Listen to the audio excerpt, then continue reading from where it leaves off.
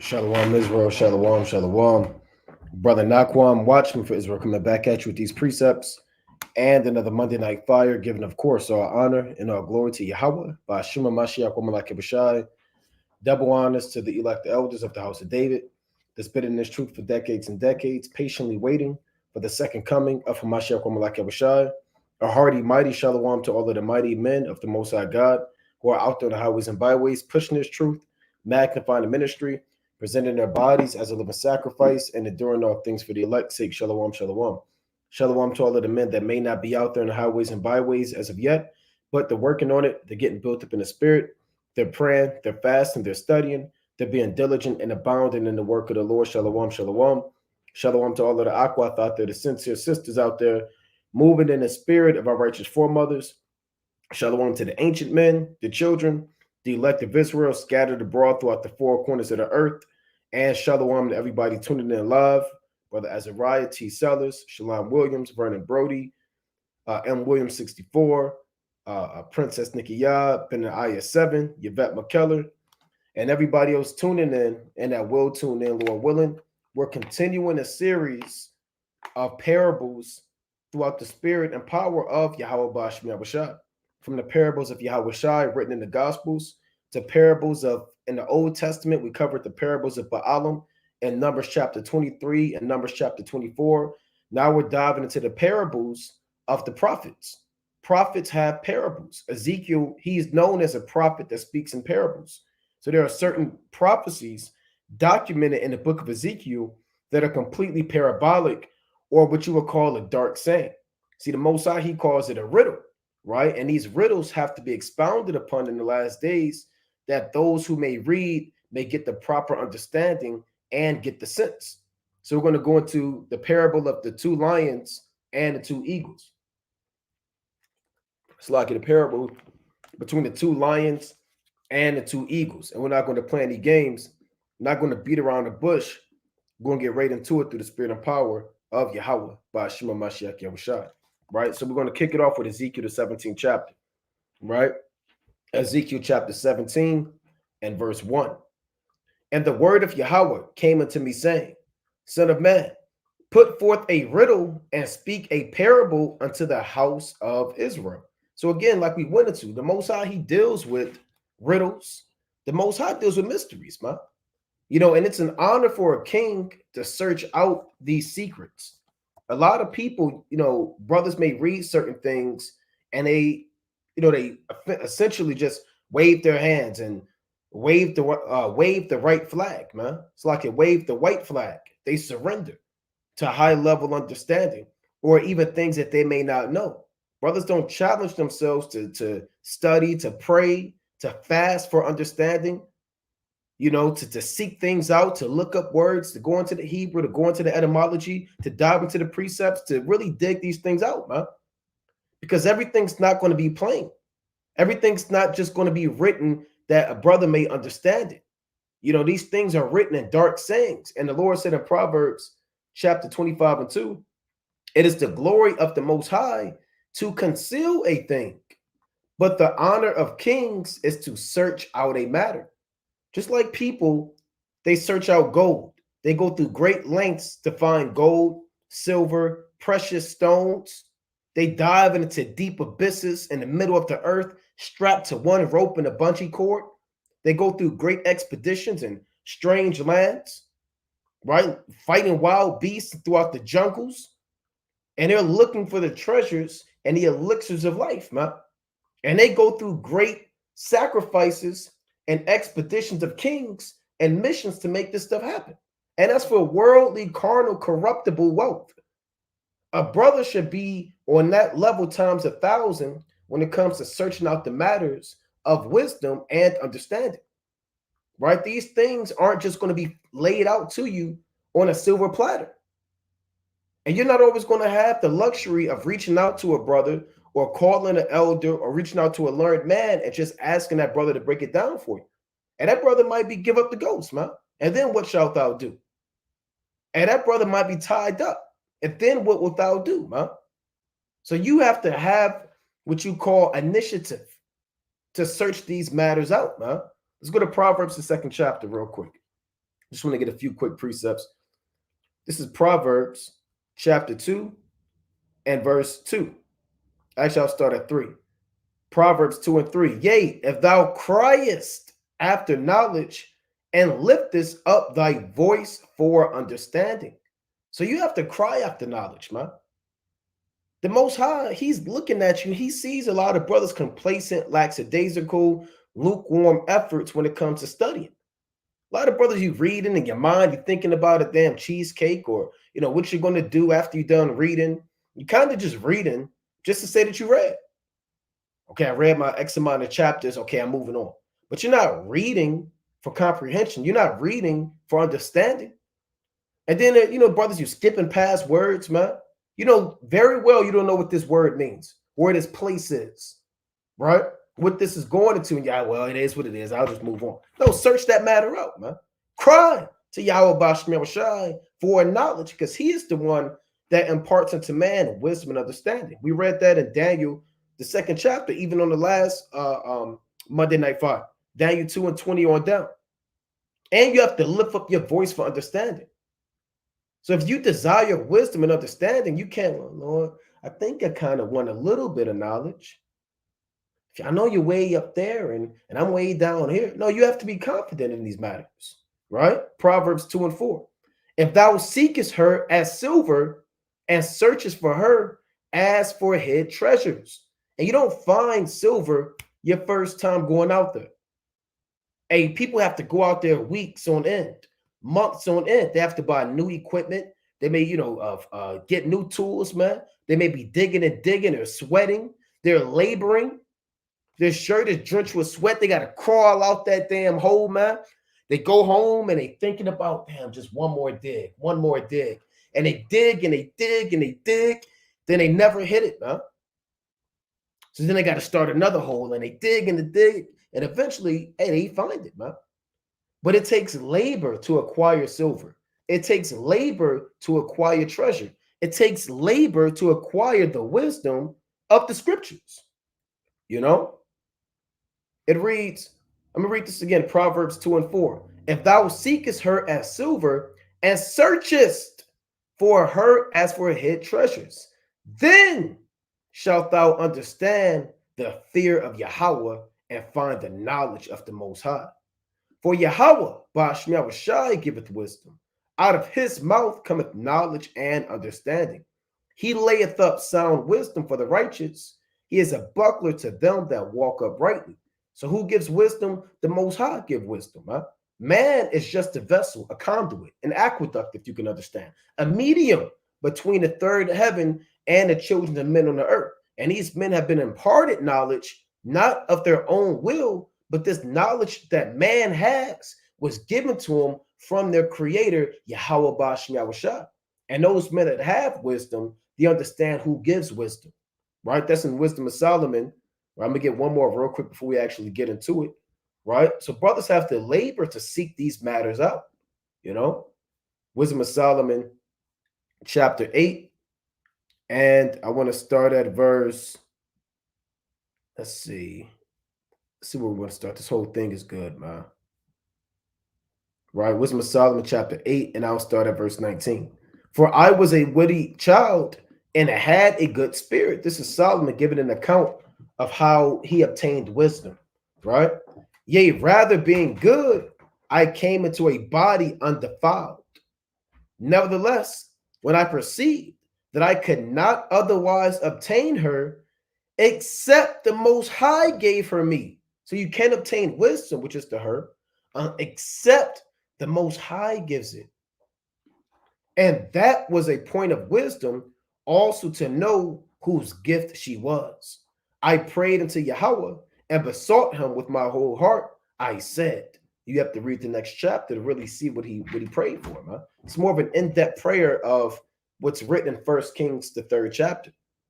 When Solomon did his offerings and the Most High said, ask and I shall give thee. But one beautiful thing that's written in Wisdom of Solomon that I love, it says, I perceived, it says, nevertheless, when I perceived that I could not otherwise obtain her, except the Most High gave her me. Because again, you can read all day long and still not get wisdom.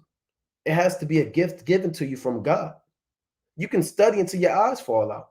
The Lord even said in Sirach, the 3rd chapter, that the searching the parables, right? I believe that's the 3rd chapter, right? Let me see. I'll get this real quick, right? First, let me go to this real quick. Sirach chapter 1,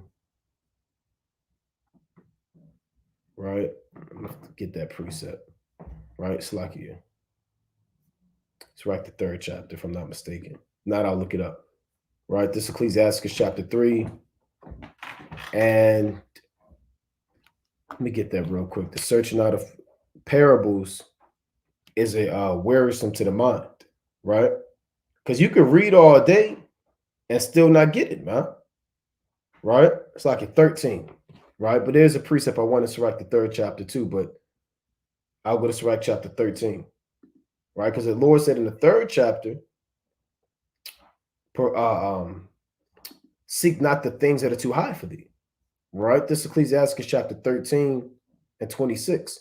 A cheerful countenance is a token of a heart that is in prosperity, and the finding out of parables is a wearisome labor of the mind, right? Because you can try to seek it out and you'll wear yourself out too, man. Because ultimately, if you find out the parable, it's of God. So let's go back to Wisdom of Solomon, right? It's like Ezekiel chapter 17 and verse 1. And the word of Yahweh came unto me, saying, Son of man, put forth a riddle and speak a parable unto the house of Israel. So let's go into a riddle. What is a riddle? A riddle is an intentional mystery written by an author, right? That a man has to search out. So here's the word riddle, right? In the Hebrew. Riddle, difficult question, parable, enigmatic saying or question, perplexing saying or question. A dark, obscure utterance, because you need the light to make it no longer dark. An enigma, something to be guessed. Perplexing questions, double dealing. So this is something that you have to solve. Okay, this is something you have to solve. You have to solve a riddle, right? Everybody knew growing up the Riddler, right? The Riddler, he'll walk around, he'll give hints, right? Then Batman, he had to figure out what this meant, what that meant, and then he had to pretty much resolve the crime. So this is intentionally designed for a man to seek it out and solve the riddle, okay? Ezekiel chapter 17 and 3. And the Most High has riddles. In Galatians, the 4th chapter, the Lord has allegories. Psalms 49 speaks of mysteries. Psalm 78 speaks of parables, right? Dark sentences is written in Daniel, you know. This is Sirach 17 and 3 and Sirach 39, right? Ezekiel 17 and 3, and say, Thus saith Yahweh, a great eagle with great wings, long-winded, full of feathers, which had diverse colors, came unto Lebanon and took the highest branch of the cedar. Now, a lot of times we read the word eagle and we're quick to associate it with the so-called white man, right? But the eagle is not always talking about the so-called white man, chiefly in this context. This eagle with great wings, long-winded, full of feathers and diverse colors represents the Babylonian Empire or the Neo-Babylonian Empire, right? How are they great wings? Because they set, see, the Most High speaks when he deals with an eagle, the land represents the nest. And when they land their wings upon that nation, they conquer that nation. So that's why it says they have great wings. When you go to Hosea, the 8th chapter, let's go to Hosea chapter 8. Let's get a precept on that. So that great eagle, it's not talking about the so-called white man, right? This is now Hosea is prophesying against the northern kingdom, right? And who took the northern kingdom down? The Assyrian Empire. You had men Tiglath-Pileser, right? The third, right? You had Salmanassar the fifth, right? You had many men. This is Hosea chapter 8 and 1. Set the trumpet to thy mouth. He shall come up as an eagle against the house of the Lord, because they have transgressed my covenant and trespassed my law. Israel, it's like a trespass against my law. Israel shall cry unto me, my God, we know thee. Israel have cast off the thing that is good, the enemy shall pursue them. And this is talking about the northern kingdom. Now, who really came against the northern kingdom in its original context? The Assyrians. Yes, you could say, okay, well, this happened in 1492. This is, this happened when Columbus came with the Spaniards. But on a surface level, a lot of prophecies are dual-fold prophecies. Isaiah the 7th chapter, Joel the 2nd chapter, Matthew the 24th chapter. A lot of chapters are dual-fold. Hosea 8 is another dual-fold prophecy that's applicable to Esau coming in the 1400s. But really, in its historical context, it's talking about when the Assyrians would come, right? Around 722 BC. And they took down the house of Israel, meaning the northern kingdom. But here they are being called an eagle. They are being called an eagle. All right, let's get another precept on that. Let's go to Jeremiah. I believe I want chapter 48. Right? This is Jeremiah chapter 48 and verse 40. For thus saith Yahweh, behold, he shall fly as an eagle and spread his wings over Moab. So when you spread your wings over a land, it means you conquer that land. The people, the resources, you understand? The women, the riches, the cattle, the oxen, all things become yours because you spread your wings over that. You conquer it, right? So you have Jeremiah 48, you have Hosea 8, and many precepts speak about even other nations being called eagles. So this eagle is not Esau. This great eagle is the Babylonian Empire. And they're full of feathers and diverse colors because they were a diverse kingdom because they conquered many other smaller nations. Right? Now here's a quick map of the Babylonians, man. They conquered the Jews. They conquered the Assyrians. Right? They took down Nineveh, right, with the help of Cyaxares of the Medes. They took down many Canaanite nations, the Hittites, and nations that ruled before them. So this is the empire that ruled, the Neo-Babylonian Empire. And they ruled from 626 to 539 BC. They came into power immediately after the fall of Nineveh. Nineveh fell between 612 and 609 BC with the help again of the Medes, led by Cyaxares and also Nabopolassar, who was really the chief first emperor of the Neo-Babylonian Empire. Nebuchadnezzar II was their greatest ruler, but he was not the first ruler of the Babylonian Empire. So this is the great eagle that we're reading about in Ezekiel the 17th chapter. All right, so let's go back to Ezekiel chapter 17. It says, this eagle came unto Lebanon and took the highest branch of the cedar. Now, throughout the scriptures, Lebanon is a parabolic place for the land of Israel. Now, Lebanon is an actual place, right? And they're going to be involved in World War III, right? When it comes to Hezbollah and their war with the state of Israel. But this is a riddle. So you're not meant to take this literal. You're not meant to say there's a literal great eagle, a literal Lebanon, a literal high branch. It is a riddle. So this thing has been codified, and you have to unlock the code. And what unlocks the code? The precepts. That's what a code is. A code really is a system of laws or precepts, man. That's what a code is. Pull up this word code, right? Here's the etymology of the word code.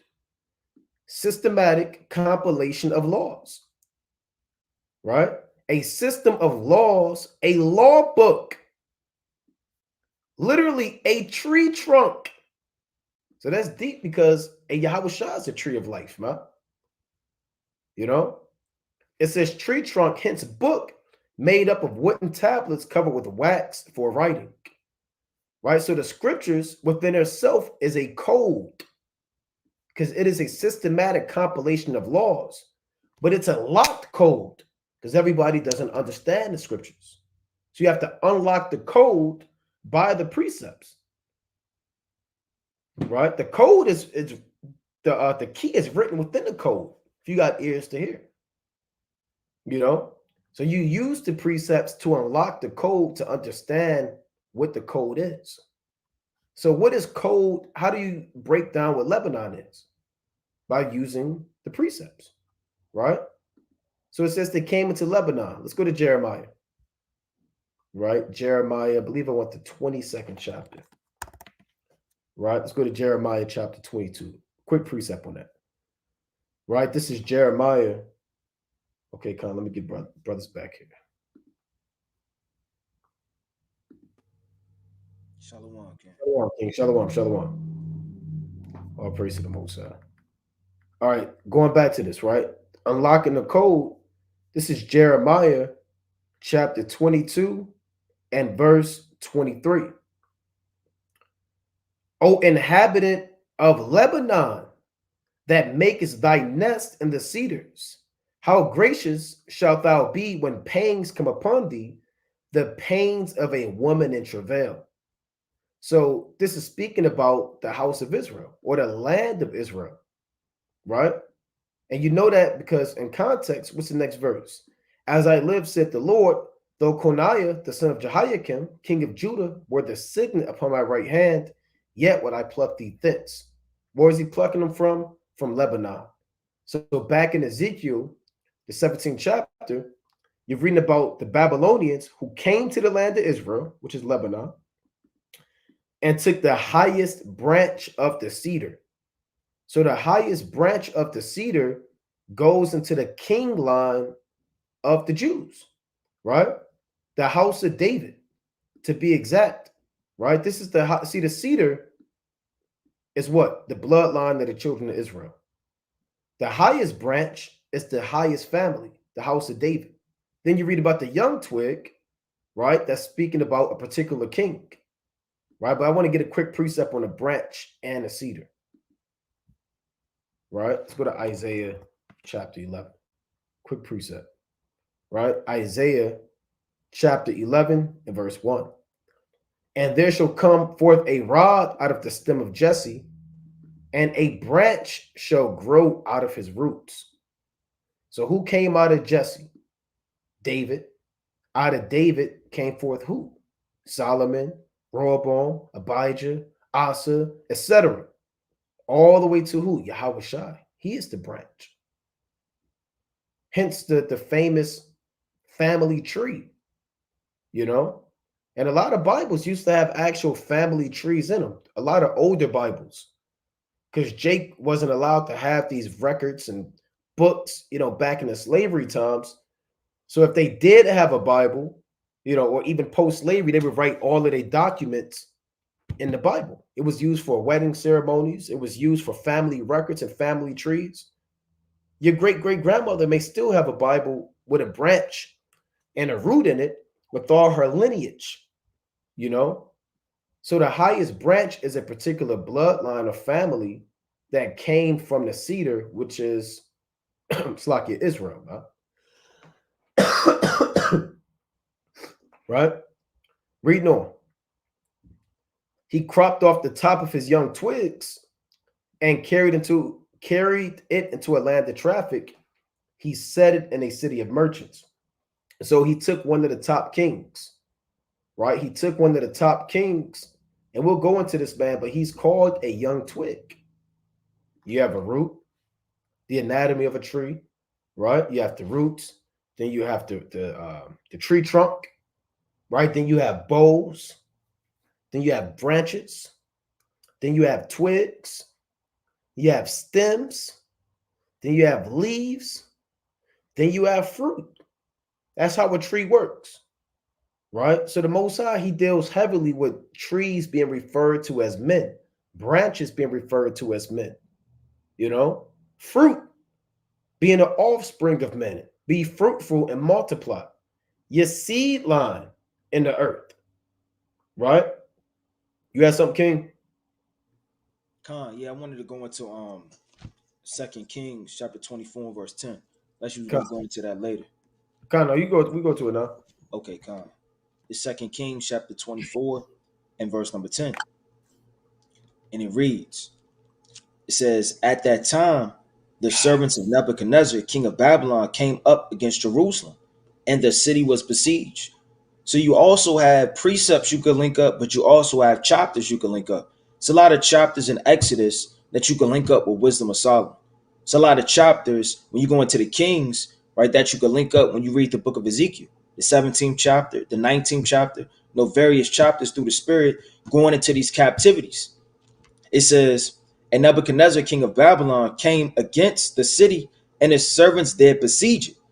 And Jehoiachin, right, the king of Judah went out to the king of Babylon, he and his mother and his servants and his princes and his officers, and the king of Babylon took him in the 8th year of his reign. So when you actually go back to Ezekiel, right, and read it, the 4th verse all the way down, you can read about these things. I want to read that real fast. It said he cropped off the top of his young twig, right, and carried it into a land of traffic, right, going into Babylon. And he set it in a city of merchants, because Babylon did a lot of trade. It was a merchant city. It says he took also the seed of the land. The seed of the land is what we're going into. He took his princes, he took his mothers, right? He took all the men that were under him. That's the seed of the land that you're reading about in 2 Kings chapter 24, right? And verse 12 all the way down, right? His officers, his princes, all of these different diverse men are the seed of the land, and planted it in a fruitful field, and he placed it by great waters and set it as a willow tree. You got it. And I want to get this real quick. Now, this proves that Babylon is the land of traffic that Jehoiakim was carried away captive in. This is from Forbes, so we're not making this up, right? Forbes, what marketers can learn from the ancient Babylonians, right? Now, Forbes, they deal with business, right? Corporate life, entrepreneurship, you understand, up and coming companies. So I just want to read this quick, just one quick part right here, showing that even the so-called white man and a lot of these people of renown, they studied the land of traffic, man. Right? The Babylonian Empire was one of the richest and most powerful societies in ancient history, situated along the Euphrates River in modern-day Iraq. The state prospered from its trade with nearby city-states and was known for beautiful landmarks created by King Nebuchadnezzar. Even after the empire was overthrown by the Persians, the city remained one of the biggest and wealthiest cultural epicenters of the region because they were a land of traffic. And again, I just want to go into that word traffic. If you own a city and you don't have traffic in your city, like even now, if you drive in rush hour, what was that, maybe 5 p.m. to like 6 p.m., there's traffic. And you're upset because you're stuck in traffic and you got somewhere you got to be. You want to watch the big game or go to your family or whatever. But these devils, man, they're not stuck in traffic. They love traffic because when there's traffic, it's equated with enterprise, money. You have traffic because you got people there. People are buying, they selling, they going to work, they going to the grocery store, they picking up people from school, they going to the bank. If you have a city with no traffic, then you don't have no money in your city, right? So I just want to pull that up real quick. Traffic. Traffic isn't talking about the street lights, man, right? So here's traffic. Transportation of merchandise for the purpose of trade. And that's what's going on in LA, Houston, Miami, New York traffic, right? People are transporting merchandise for trade. They're taking currency, $100 bills, 50s, 20s, 10s, 5s, 1s, and they're trading it in exchange for whatever they want to buy, and everybody's going to stores and places. So people are transporting merchandise in cars, cabs, Ubers, Lyfts for the purpose of trade, right? 1560s, in the wider sense of trade, commerce, interchange of goods, merchandise, or property, right? From Italian traffico, from trafficare, carry on trade. So again, that shows that even in this article that marketers, they study the chief traffic place, which was ancient Babylon, which links directly up with the precept that Araya went into of Second Kings about Jehoiakim being carried away into Babylon, right? So we go back to this. Second Kings, what was that? Ezekiel 17 and 5, right? He also took up the seed of the land and planted it in a fruitful field.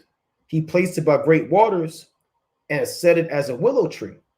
And like the brother said, this is going into his family, chiefly not Hezekiah, Zedekiah, right? Because Zedekiah, he was really placed by great waters and set as the willow tree.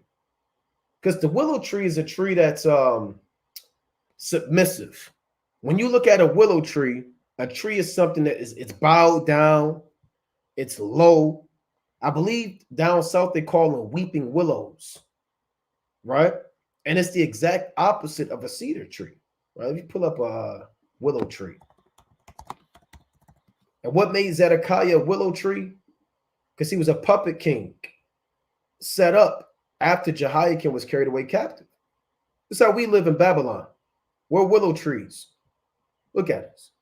I mean, we're tall, we're upright, but it's a depressing tree, man.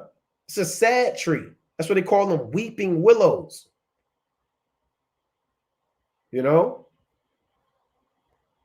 That's in what is that? I want to get another quick precept, Salakia. Quick precept. And Psalms 137. Right? Quick precept. This is Psalms chapter 137 and verse 1. By the rivers of Babylon, there we sat down. Yea, we wept when we remembered Zion. We hanged our harps upon the willows in the midst thereof. For there they that carried us away captive required of us a song, and they that wasted us required of us mirth, saying, sing us one of the songs of Zion. Yes, sing us one of those songs y'all sing in the temple. We heard y'all have singing men, Nethanim, singing women, courses of priests. Sing us the temple songs, man. Do it now. Right? And they hung their harps upon the willows, man. Right? Because the willows represent sadness and depression. Zedekiah, he was set up as a puppet king by Nebuchadnezzar. And he was really, they really changed his name. When you go into the history, his name was Madaniah, right? And they changed his name to Zedekiah. And he said, you're going to be the puppet king set up, and you better not rebel. And Jeremiah told him, don't rebel, man.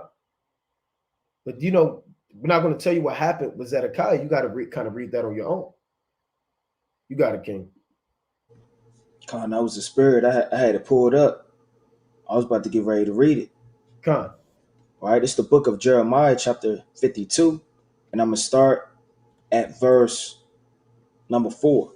Right? And it reads, I'm going to start at 3. It says, for through the anger of the Lord, it came to pass in Jerusalem and Judah till he had cast them out from his presence, that Zedekiah rebelled against the king of Babylon.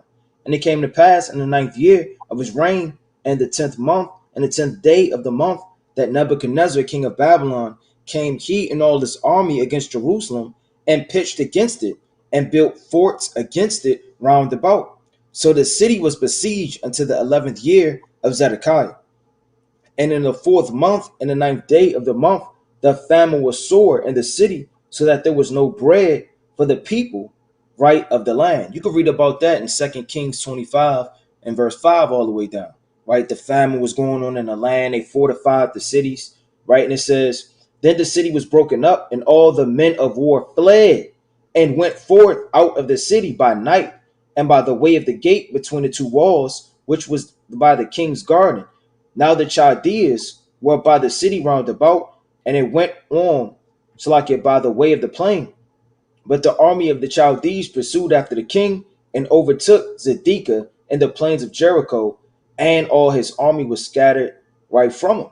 And when you read all the way down, it really just goes and him capturing them, right, locking them up, right, putting chains upon them, right, putting them in prison, taking out his eyes, right. All of these different things, you know, happen to Zedekiah when you go into it. Like I said, I'm not going to necessarily read all of this chapter, right? But I wanted to dive into that. Con. I want to go back to Second Kings because, like Rob was saying, you have, in order to understand Ezekiel, the 17th chapter, you have to read that history.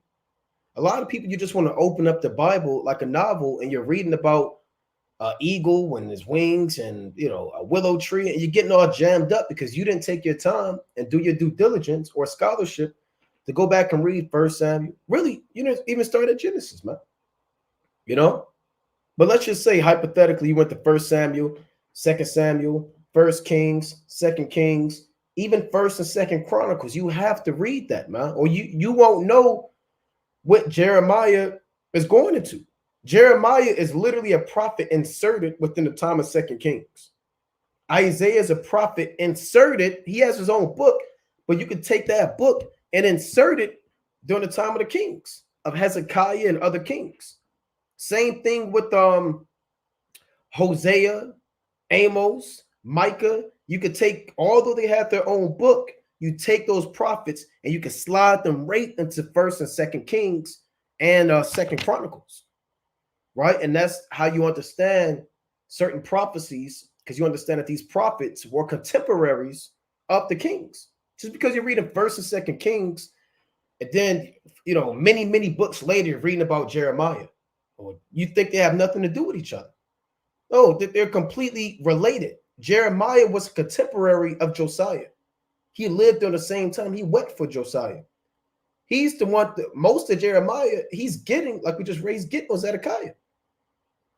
So Jeremiah is another beautiful book where a lot of Second Kings, like 23, 24, and 25 take place, right? And I want to get, just let me back and get that quick precept about the seed of the land to add to that. The Second Kings 24 and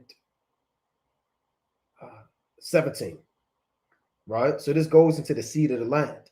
And the king of Babylon made Mattaniah, his father's brother, king in his stead, and changed his name to Zedekiah. Zedekiah was 21 years old when he began to reign, and he reigned 11 years in Jerusalem, and his mother's name was Hamutal, the daughter of Jeremiah of Libnah. And he did that which was evil in the sight of the Lord, according to all that Jehoiakim had done. So who set him up? Nebuchadnezzar. That's why it says in Ezekiel, like we read earlier, that he took a seed of the land. He took Zedekiah. And he's the one that set him up as the willow tree. That's what you call a puppet king. Like Joe Biden, he's a puppet king. Donald Trump, Obama, Macron in France, Putin. All these men are just puppet kings, man, set up by the elites. And they are the public face of authority, but they don't have any authority, right? Let me pull this up, puppet king. Right? Puppet king definition. A leader or ruler who is chosen by a despot to head a government. See, a lot of times they set up puppet kings because they don't want the people to rebel. So they'll set up Zedekiah to act as if that, so the public could think that the Jews still have their own king. But behind the scenes, he's really a willow tree taking orders, right? Like Obama was a puppet king for you Negroes, man. You thought Biden was really passing laws? You thought he was really that guy? No, he was taking orders by these elites, man. He was a willow tree, So I just want to bring that out too. We could where we at verse? I think we have verse 7, right? Come on, Ezekiel 17:7. There was also another great eagle with great wings and many feathers. And behold, this vine did bend her roots toward him and shot forth her branches toward him, that he might water it by the furrows of her plantation. It was planted in a good soil by great waters, that it might bring forth branches, and that it might bear fruit, that it might be a goodly vine. So this other great eagle is the Egyptians, So during this time, the Jews, tried to pledge an allegiance with the Egyptians, chiefly Pharaoh Hophra, who is that Egyptian king, right? And what they did was Zedekiah tried to get the Egyptians to help him against the Babylonians because they were at war too, right? The Babylonians was at war with the Egyptians too. So the Most High is letting you know that they're going to try to help out the Jews. And the Lord said that it's eventually going to come to naught. So that's the second eagle right there, right? The Pharaoh. You have something in this, King? Jeremiah chapter 44 and 30. Come. All right. It's the book of Jeremiah, chapter 44 and verse number 30. Right, to go into brother was bringing out. Right, and it reads, it says, "Thus saith the Lord, behold, I will give Pharaoh Hophra, king of Egypt, into the hand of his enemies, and into the hand of them that seek his life, as I gave Zedekiah, king of Judah, into the hand of Nebuchadnezzar, king of Babylon, his enemy, and that sought his life." Right, so when you're going into this, like the brother was going into, you have to read Jeremiah. Chiefly, when you read the book of Jeremiah, right, 39, even 38, 39, 40, 42, 43, 44, 45, 46, they're all consecutively going into the same thing through the Spirit, going into a prophecy against Egypt, Nebuchadnezzar, right, Egypt coming down low, right, the captivity of Zedekiah, going into Israel, going into captivity. All of these books, right, and all of these chapters are going into the same exact thing. So you will have to link these up. That's why it's good to read certain books together. You don't want to necessarily read all different books all over the place. It's good to read the book of Baruch, Jeremiah, right, the Kings, right, the Chronicles, and all these different books and coincided together that you may gain the whole picture and what's actually going on. Like the brother was going into, this is going into Pharaoh Hophra, king of Egypt. I'm gonna just go into see if they got anything on this man, right? And again, you brothers, when you read and you see Pharaoh Hophra, look it up, man. Dive into him. Don't just read again just to say that you read today, man. Right? The Lord says, study to show yourself approved unto the Most High. So Pharaoh Hophra, the great house, that's what his name means, covering evil. The Pharaoh of Egypt at the time of the conquest by Nebuchadnezzar. And eventually the Egyptians were taken down by the Babylonians. Now, Nebuchadnezzar, he himself didn't do it, but around 525 BC or so, Cambyses II of the Persians, the Babylonians did it, but they didn't take it down the way that the Persians took it down. All right, so Nebuchadnezzar, they're the ones that were in power with the Babylonians when Pharaoh Hophra was on the scene. You got different pharaohs throughout the scriptures, man. This isn't the pharaoh that said, "I refuse to let the people of Israel go," paraphrasing. Right? Don't just read Pharaoh. Pharaoh's just a title. All right? Same thing as president, king, prince. Right? So we can go back to that. Going back to Ezekiel chapter 17 and verse, we can read 8 again. "It was planted in a good soil by great waters, that it might bring forth branches, and that it might bear fruit, that it might be a goodly vine." So they were going to be watered by the Egyptians. And that's a damn problem that Israel always had, man. They always wanted to trust in Egyptians, man. Even in the time of Jeremiah, they was going to Egypt. And Jeremiah told them, don't go to Egypt. You know what those wicked men and women did? They said, hey, we're going to do what we said we're going to do out of our own mouth, man. We heard what you said. We're going to do what we want to do. That's what they told Jeremiah. They went into Egypt. So Israel, you always trusted in Egypt, man. Even Isaiah went into that. Let me get that quick precept. Right? The classic. Isaiah chapter 31. Right? Isaiah chapter 31 and verse 1. "Woe to them that go down to Egypt for help, and stay on horses, and trust in chariots, because they are many, and in horsemen, but they are very strong, but they look not unto the Holy One of Israel, neither seek Yahweh." So this was going on during the time of Isaiah, going on during the time of Jeremiah. Everybody always wanted to trust in the shadow of Egypt. Zedekiah, he did the same thing, right? So we can go back to this. Con, I got a quick precept. Come. Jeremiah chapter 42, right, in verse number 13. Right, and they were rebelling because they always looking for somebody else's protection and somebody else's help. And that's what these Negroes that are land do now. They trust in the army, they trust in the military, right? They trust in their jobs, they trust in oppression. And the Lord said, but if ye say, we will not dwell in this land, neither obey the voice of the Lord your God, saying no, but we will go into the land of Egypt, where we shall see no war, nor hear the sound of the trumpet, nor have hunger of bread, and there will we dwell. Right? They think they're getting the easy way out, as if the Egyptians and their protection and their horses and their armies and their so-called strength is going to be able to protect them. It says, and now therefore hear the word of the Lord, ye remnant of Judah. Thus saith the Lord of hosts, the God of Israel, if ye wholly set your faces to enter into Egypt and go to sojourn there. And this is twofold, because it's spiritually. A lot of Jake now, they set their heart into America, man.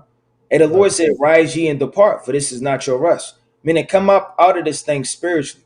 Stop putting your trust in this thing and your future here and thinking that this place is going to remain thousands of years. Right? Come up out of this place. It says, then it shall come to pass that the sword which ye feared shall overtake you there in the land of Egypt. And the famine whereof you were afraid shall follow close after you there in Egypt, and there shall ye die. Meaning the Most High is putting it in the spirit, right, for all of the tribulation and destruction to chase them into Egypt, because his word is not going to hit the ground. It has to come to pass. So there's no rock you can hide under, no nation you could go to where the judgments of the Most High aren't going to stand. But I got one more, Jeremiah chapter 44 and verse 26. Right? Jeremiah chapter 44. Get him in here real quick. Okay, come. In verse number 26. Shalom, King. Shalom. Right, and it reads, therefore hear ye the word of the Lord, all Judah that dwell in the land of Egypt. Behold, I have sworn by my great name, saith the Lord, that my name shall no more be named in the mouth of any man of Judah, and all the land of Egypt, saying the Lord God liveth. Behold, I will watch over them for evil and for not for good, and all the men of Judah that are in the land of Egypt shall be consumed by the sword and by the famine until there be an end of them. Meaning the Lord is going to destroy them, man. And that sword is going to chase them. That famine is going to chase them, and all of the judgments of the Most High is going to chase them right along to Egypt, where they thought that was going to be their protection. And I want to add to that. I want to go to 2 Kings, back in 2 Kings 24 and 20. Israel, you've been trusted in Egypt since you came out of Egypt, man. Right? This is 2 Kings 24. Actually, we read that already. That's all right. We read 24 and 20. So we can go back to this in Ezekiel, right? Ezekiel chapter 17 and 9. Say thou, so now that we're breaking it down, that second eagle are the Egyptians, chiefly Pharaoh Hophar, right? Who was the king of Egypt during the time of Zedekiah. That Zedekiah hoped to trust in as a military ally to help him overthrow the Babylonians. Jeremiah said, put your neck under the yoke of Babylon and you'll live. That's all throughout Jeremiah. He said, guess what? I'm going to do what I want to do. And now here's what the Most High said in Ezekiel 17 and 9. Say thou, thus saith Yahweh, shall it prosper? Shall he not pull up the roots thereof and cut off the fruit thereof that it wither? It shall wither in all the leaves of her spring, even without great power or many people to pluck it up by the roots thereof. Yea, behold, being planted, shall it prosper? Shall it not utterly wither? when the east wind toucheth it. It shall wither in the furrows where it grew. So that's a dark saying, said whatever Zedekiah hoped to happen, but trusted in Egypt, is going to fail.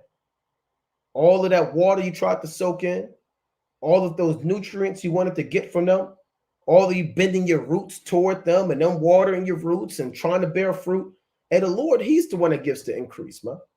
Nations are trees. And the Lord said a quick precept in Jeremiah 18, right? This is Jeremiah chapter 18 and verse 7. It reads, at what instant I shall speak concerning the nation and concerning the kingdom, to pluck up and to pull down and to destroy it. So certain nations are trees and you'll get plucked up, right? So the Lord said that entire military ally that you had, or alliance rather, between the Jews and the Egyptians, the Most High is going to pluck that whole thing up. That willow tree that thought it would bear fruit, he's going to pull it down and destroy it. And the Lord does this all the time, huh? So we can go back to this in Ezekiel chapter 17. Now, when you read 1 through 10, it's the parable, and then 11 on down pretty much breaks it down, right? So you can say, well, y'all brothers made that up. You know, that had nothing to do with that. It was really talking about this, and it was really going into the time of Alexander the Great. Well, 11 on down kind of breaks it down to a certain extent, right? This is Ezekiel chapter 17 and verse 11. Moreover, the word of the Lord came unto me, saying, say now to the rebellious house, know ye not what these things mean? Tell them, behold, the king of Babylon is come to Jerusalem, and hath taken the king thereof, and the princes thereof, and led them with him to Babylon. And we went through those precepts to prove that. And hath taken up the king's seed, and made a covenant with him, and hath taken an oath of him. He hath also taken the mighty of the land. Like Ariah went into the princes, those men, the king's seed, Zedekiah, that the kingdom might be base, that it might not lift itself up, but that by keeping of his covenant, it might stand, because he was that puppet king. But he rebelled against him, and sending his ambassadors into Egypt, that they might give him horses and much people. Shall he prosper? Shall he escape that doeth such things? Or shall he break the covenant and be delivered? As I live, said the Lord, surely in the place where the king dwelleth, that made him king, whose oath he despised, and whose covenant he brake, even with him in the midst of Babylon, he shall die. So the Lord, he broke it down, right? Everything we went into through the spirit and power of Yahweh Bashar Rashad, the Lord elaborated on it and broke it down. Right, brothers? Anything else on this parable? Okay, come. Right, and you can read how he fell. Zedekiah was carried away captive, and his eyes were. The Lord slew his sons, and then put his eyes out, man. You know. Now, really, this is jumping down to 17 and 22, right? Ezekiel 17 and 22. Thus said the Lord, I will also take up the highest branch of the high cedar, and will set it. I will crop off of the top of his young twigs a tender one, and will plant it upon a high mountain and eminent. Now, the thing about this parable, right? This parable isn't explained. You got to kind of just know it in the spirit, man. Right? If brothers want to go into this, right? This parable right here about the highest branch of the highest cedar. And it come. I go into Come. right. Verse 22. It says, "Thus saith the Lord God, I will also take of the highest branch of the high cedar." Right, and I want to go to the classic in the book of Psalms, chapter 92. All right, book of Psalms, chapter 92, and verse number 12. It says, "The righteous shall flourish like a palm tree, He shall grow like a cedar in Lebanon. Like the brother was going into earlier, that word Lebanon is going into Israel. It's going into us. It's not going into the false Jews that are in that land now, or to equate that word Lebanon to the inhabitants of Lebanon right now. Right. So when you go back to the book of Ezekiel, right, the 17th chapter, verse 22, thus saith the Lord God, I will also take of the highest branch. So out of a tree, right, of being a nation and the roots, you understand, being our forefathers are coming up, the branches being the tribes and different men and different kings, the Lord said, I will take of the highest branch of the high cedar. Right, the high cedar is Israel, and what more of a higher branch is there but the Lord? And I will set it and crop off from the top of his young twigs a tender one, and will plant it upon a high mountain.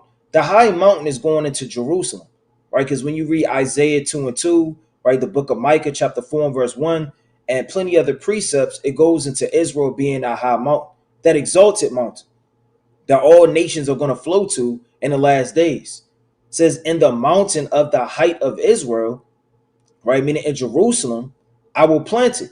So this tree is going to be exalted above all the other trees, all the other twigs, and all the other roots and everything. And it shall bring forth bulbs and bear fruit, and be a goodly cedar. And under it shall dwell all fowl of every wing. Now, when you go into it, like I said, you could read Isaiah chapter 2 and verse 2 all the way down, and Micah chapter 4 and verse 1.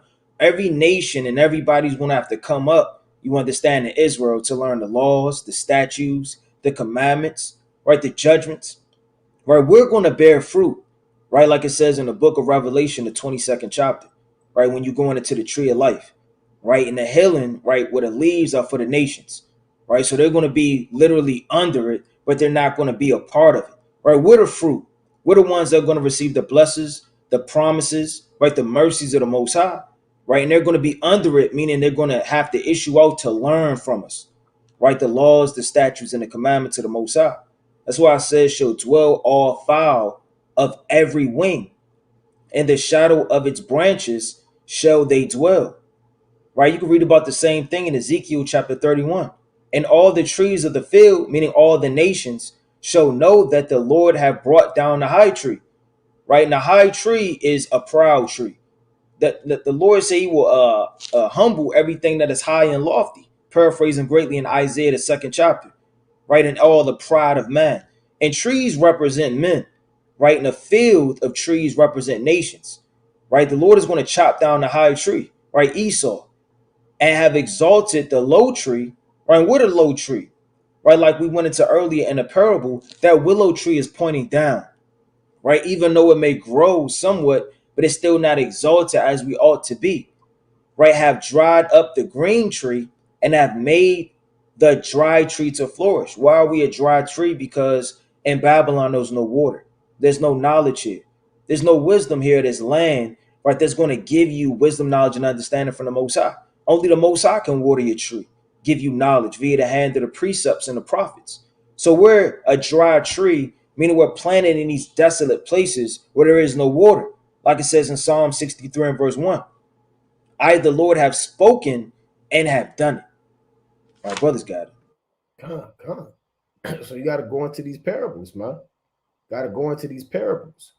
Parable going into and we're going to be joint heirs with Yahushua, right? And Yahushua, he's also called a tender one as well, in the book of Isaiah, right? He's called a tender one in Isaiah, the 52nd chapter, right? I just want to get one quick precept on that, right? He's called a tender plant, right? It's like it is 53. Isaiah 53 and 2. Okay. Isaiah 53 and 2. For he shall grow up before him as a tender plant, right? And as a root out of a dry ground, for he hath no form nor comeliness.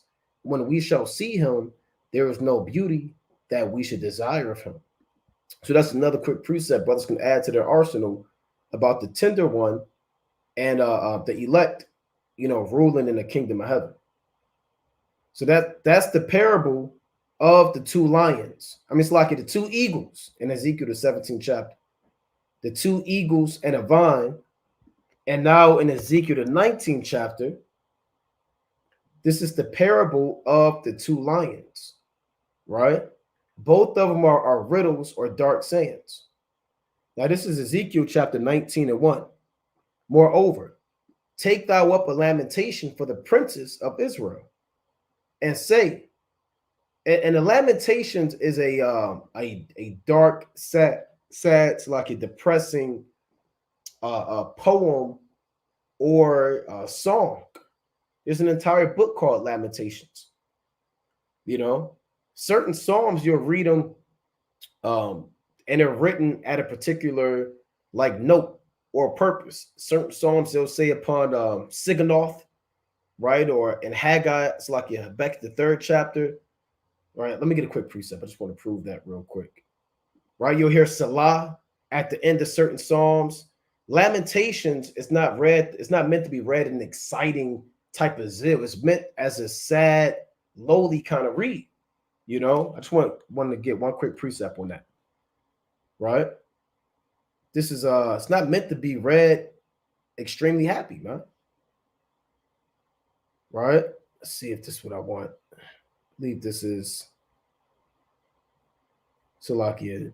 Here it is, it's the first verse. Right, a prayer of the prophet, a prayer of Habakkuk the prophet upon Shigionoth. Right, now I want to go into this word Shigionoth. Now they say a song, right? Meaning doubtful. They're pretty much winging it, but it's a type of spirit that this song is in, right? Or this prayer is in, right? So this prayer is like a prayer of the 3rd chapter of excitement, of destruction, of war, of deliverance, right? So certain songs, you know, brothers that make music, brothers know it's written in different keys, and you got crescendo and all of that music talk, you know. So when you jump down, it says properly aberration, technically a dithyramb or rambling poem, Shigion or Shigionoth. So this isn't Habakkuk the 3rd chapter. It's not meant to be read like you read Lamentations or a Lamentations in Ezekiel 19 or other Lamentations. It's a different spirit. Your mind should be different. You're reading prayers or spirits of Shigionoth, should be excited. Certain prayers of Lamentations, you kind of down and you're in a house of mourning, you know. Certain things, Salah, you got to know when to rest. And all of these prayers, these are Hebraic terms to let you know what spirit you have to be in when you read these psalms or sing these songs or read these particular scriptures. I just want to make that point. Oh, Slakia. It's a little more than that. See, it says a wild, passionate song with rapid changes of rhythm. You see that? So if Habakkuk gave this to the people to sing, hey, this a fast, upbeat, zealous prophecy, man, that they would actually play on their instruments, man. You know, you do a 1, a 2, a 1, 2, and then that tempo, right? It's fast in the spirit of Habakkuk the 3rd chapter. Why do you think when brothers read Habakkuk the 3rd chapter, it's you excited, man? To put a spirit on you. It's a fire in you. It's passion, and the word passion means fire, right? You know, and suffering. But then you read other psalms and other Lamentations, it's a whole different spirit. You go into Lamentations, it's the curses. You know, brothers, it's a whole different spirit that the Most High wants you to be in. But brothers got it. We go back to this. And again, when you read the Psalms, there are other Psalms. I can't quite think of the word right now. If a brother know it, it's Shigionoth and Habakkuk, but there's another one in the Psalms that goes into a different spirit that you have to be in when you read the Psalm. Is it Nebuloth? Nebuloth? You got the precept? I can look for it. Okay, kind of. If you find it, but that, you know, if you find it, that's all right. If not, you know, I can look into it, right? But this is just to show you what spirit you have to be in when you read. Everything's not meant to be read the same. All right, this is Ezekiel chapter 19 and 1. Moreover, take thou up a lamentation for the princess of Israel. So this is sad right here, you know, and say, what is thy mother? A lioness. She lay down among lions. She nourished her whelps among young lions. So the mother is speaking about the land of Judea, right? That's the lioness. And the whelps are her kings that came out from that land. And all throughout the Bible, the land of Israel or Judah is known as a lion, right? Or a woman, you know. Let me get a quick precept on that.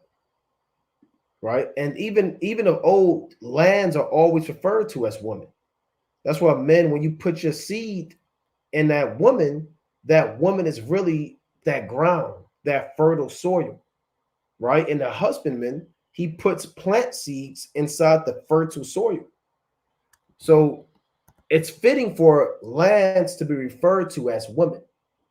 All right. This is Jeremiah chapter 3 and 1. That's why she's called a mother. They say, if a man put away his wife and she go from him and become another man's, shall he return it to her again? Shall not that land be greatly polluted? But thou hast played the harlot with many lovers, yet return again to me, said the Lord. So a wife is being likened unto what? A land, right? Due to you planting your seed, and your wife carry your seed, man. You know? And then she bears forth that fruit, man, after the time of life. So this mother, this woman is really a land. It's not an actual mother with a head wrap and a dress on, right?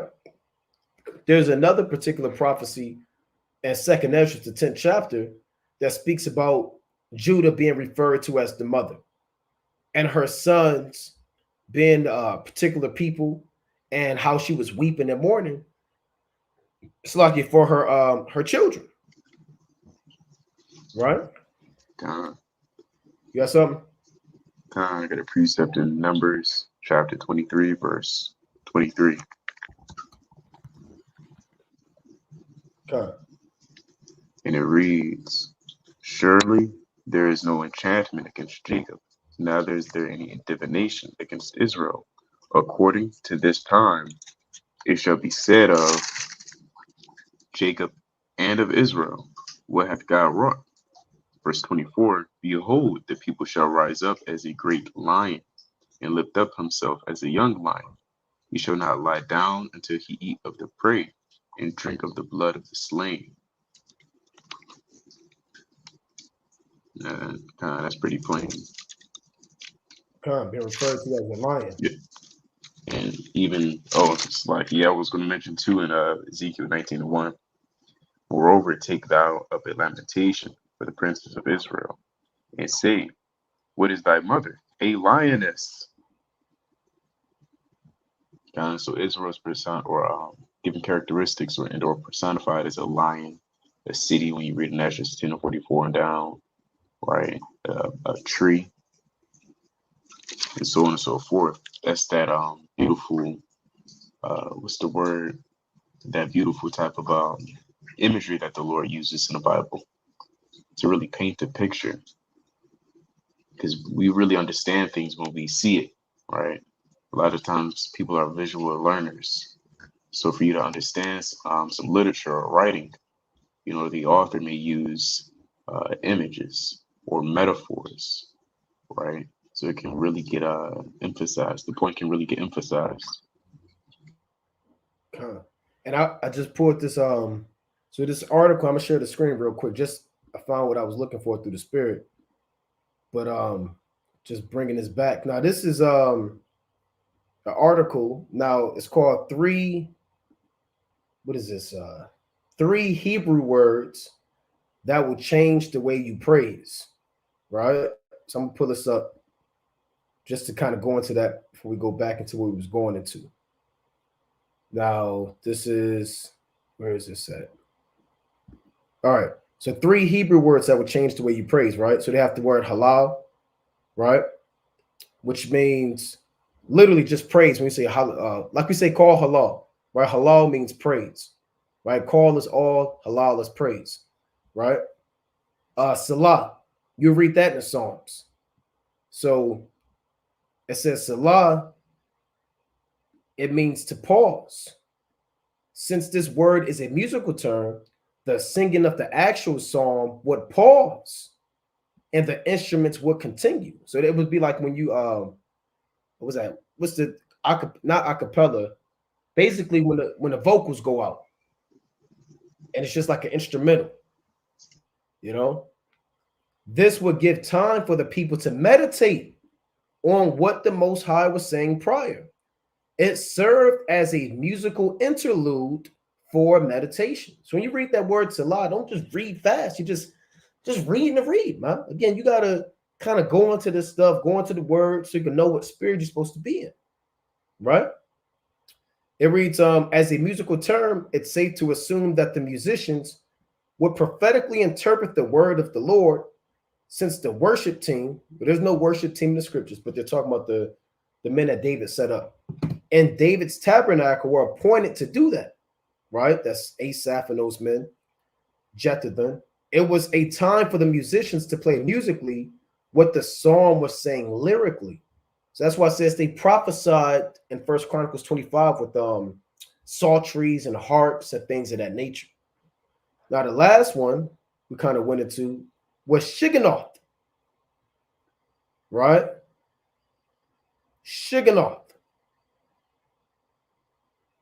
Now, they're saying Shigionoth basically says there may be a storm going on around me, but I won't let it get in. I will bless the Lord and rejoice at all times. So it's pretty much going into the praising the Most High and passion, right? So these are three kind of words.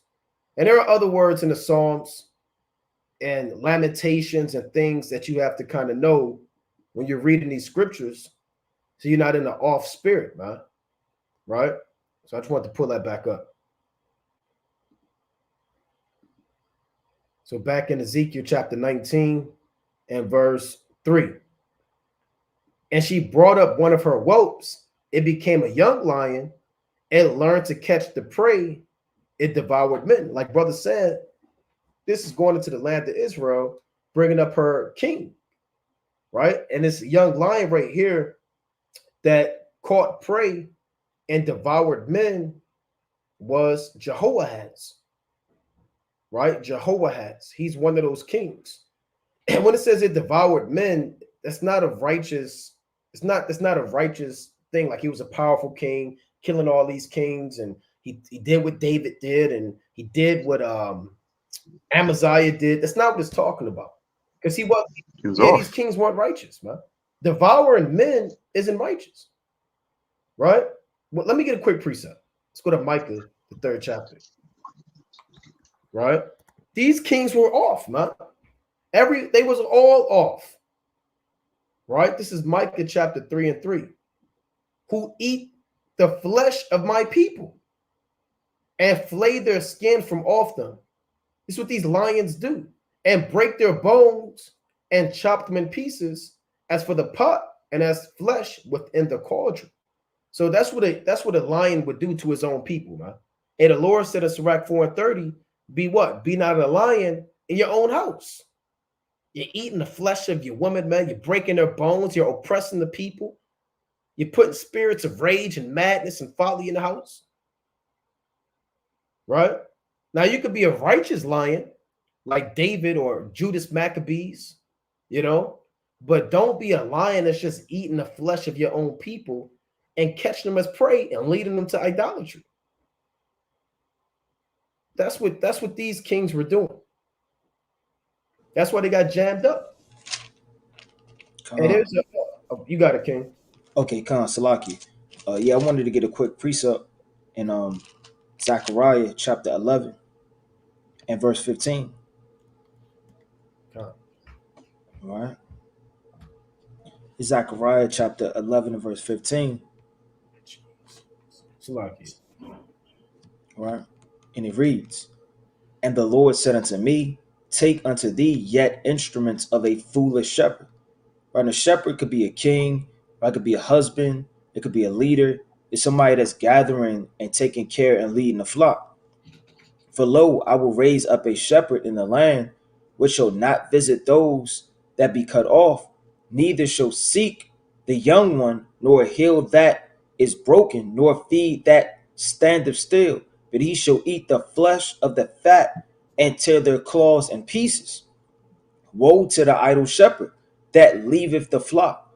And when you leave the flock, what does that mean? That means wolves can get to him, all type of spirits could get to him. Right? You're supposed to be a shepherd. You're supposed to protect the sheep, lead the sheep, and guide the sheep. If you're an idle shepherd, you're doing God knows what, and the whole inhabitants of the land and all of the sheep are getting overthrown. The sword shall be upon his arm. Meaning that's why a lot of these kings, if not all of them, right, they got taken down. Like these wicked kings, they either died to death, they got killed in war, somebody rose up and slew them, right? Or the Most High took them down in captivity. It was either the sword or captivity that got predominantly a lot of these kings. The Lord said the sword should be upon his arm and upon his right eye, right? I mean, your right eye is spiritual, right? You'll take out his wisdom, right? Your eyes are what you see things with, and right is on the right hand side. The Lord is going to take out your right eye. That's not saying that all of the shepherds in Israel, right, they got to wear an eye patch, right? This is spiritual. It says his arm shall be clean, dried up. And your arm is what you do things with. It's your strength. Like it says in Jeremiah, right, chapter 17:5, right? Cursed be he that trusteth in man, right? That maketh flesh his arm, paraphrasing great. We didn't making man his strength. It says, and upon his right eye, and his arm shall be clean, dried up, and his right eye should be utterly darkened. And that's what happened to a lot of these kings. They were once a king, and to be a king means you have all rulership, man. You're supposed to be reading the law all the days of your life. You're supposed to be righteous. So for the Most High to take away your right eye, when you're supposed to be reading the law, and clean, dry up your arm, which is supposed to be exercising strength, right, in judgments and councils and wars with, right, the Most High is taking you down from your rulership. It's a good precept. I want to get another one to add to that in Proverbs chapter 30 about that, right? This Proverbs chapter 30 and verse 14. There is a generation whose teeth are as swords, and their jaw teeth as knives, to devour the poor from off the earth and the needy from among men. And this adds to the, again, about these kings leaving the sheep, wolves coming in, they themselves being a damn wolf, man, being a lion, and devouring men, devouring the poor and the needy. Because again, all these kings, they was all going off, man. Soon as see Josiah, he was the last righteous king, right? You had Josiah, pulling this up, quick blood, his bloodline, so brothers can kind of look at that. Josiah, and then you had Jehoahaz that ruled, and then Jehoiakim ruled. Then Jehoiakim got carried away captive, and then Zedekiah was the last king of the Jews. You know, so this is how this thing went down, man. This is how this thing went down. As soon as Josiah died, Jehoahaz went off, right? And then all of the rest of the kings was all going off. And they all got carried away captive where they died, man. Right? So that's why it's such a lamentations, because it's such a sad estate about the fall of the Jews. So we can go back to this. Right? Ezekiel 19:3. And she brought up one of her whelps. It became a young lion, and it learned to catch prey. It devoured men. The nations also heard of him. He was taken in their pit, and they brought him with chains unto the land of Egypt.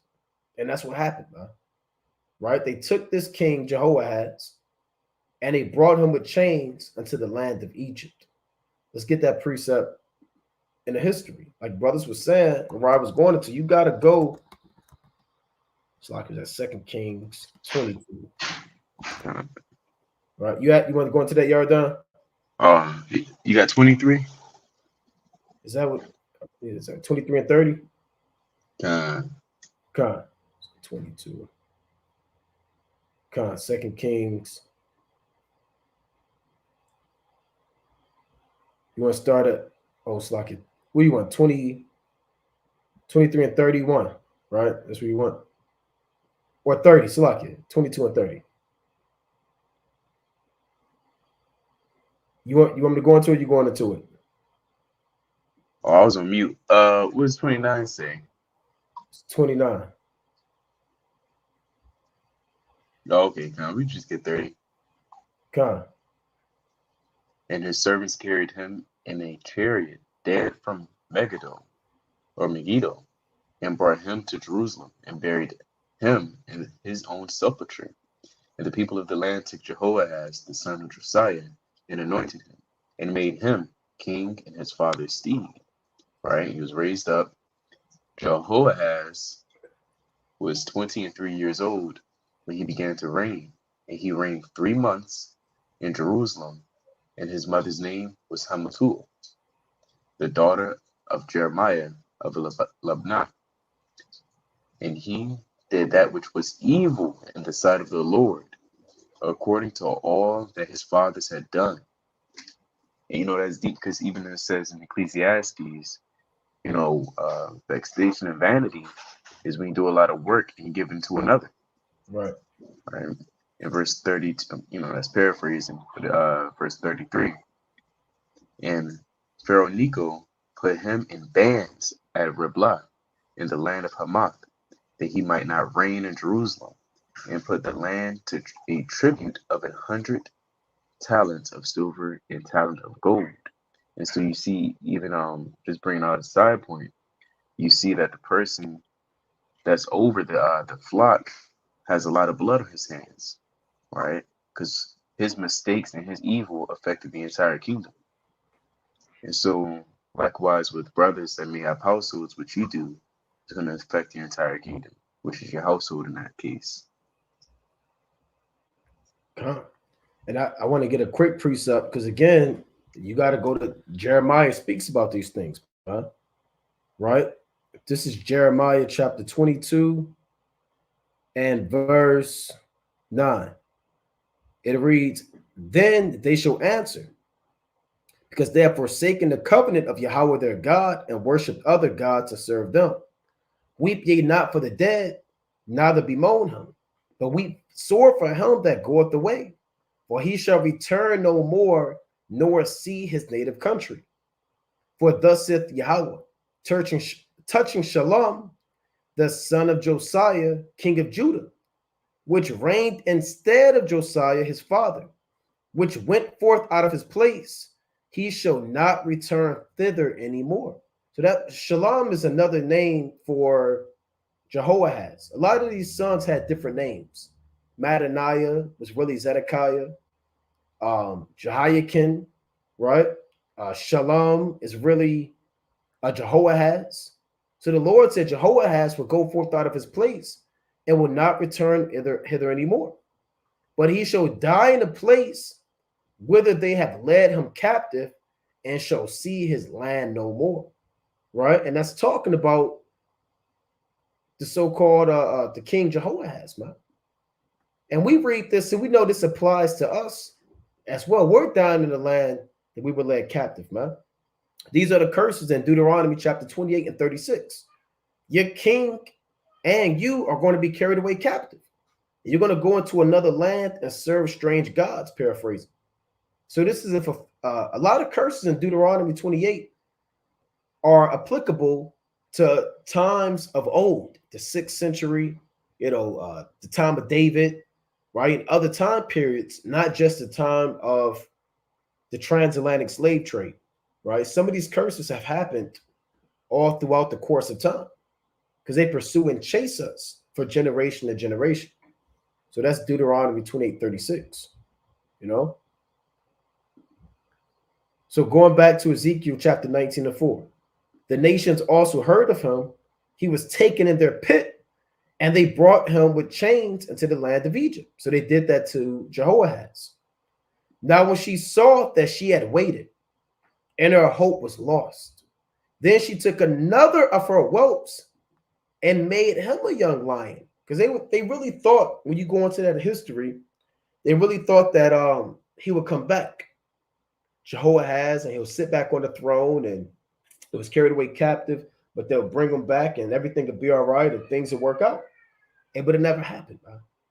So they took the second man in charge, Eliakim, or Jehoiakim.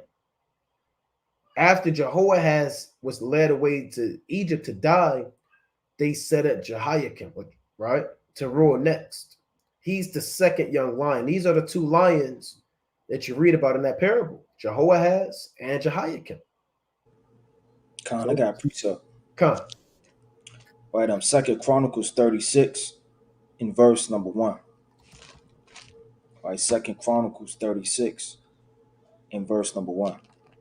Right, and it reads,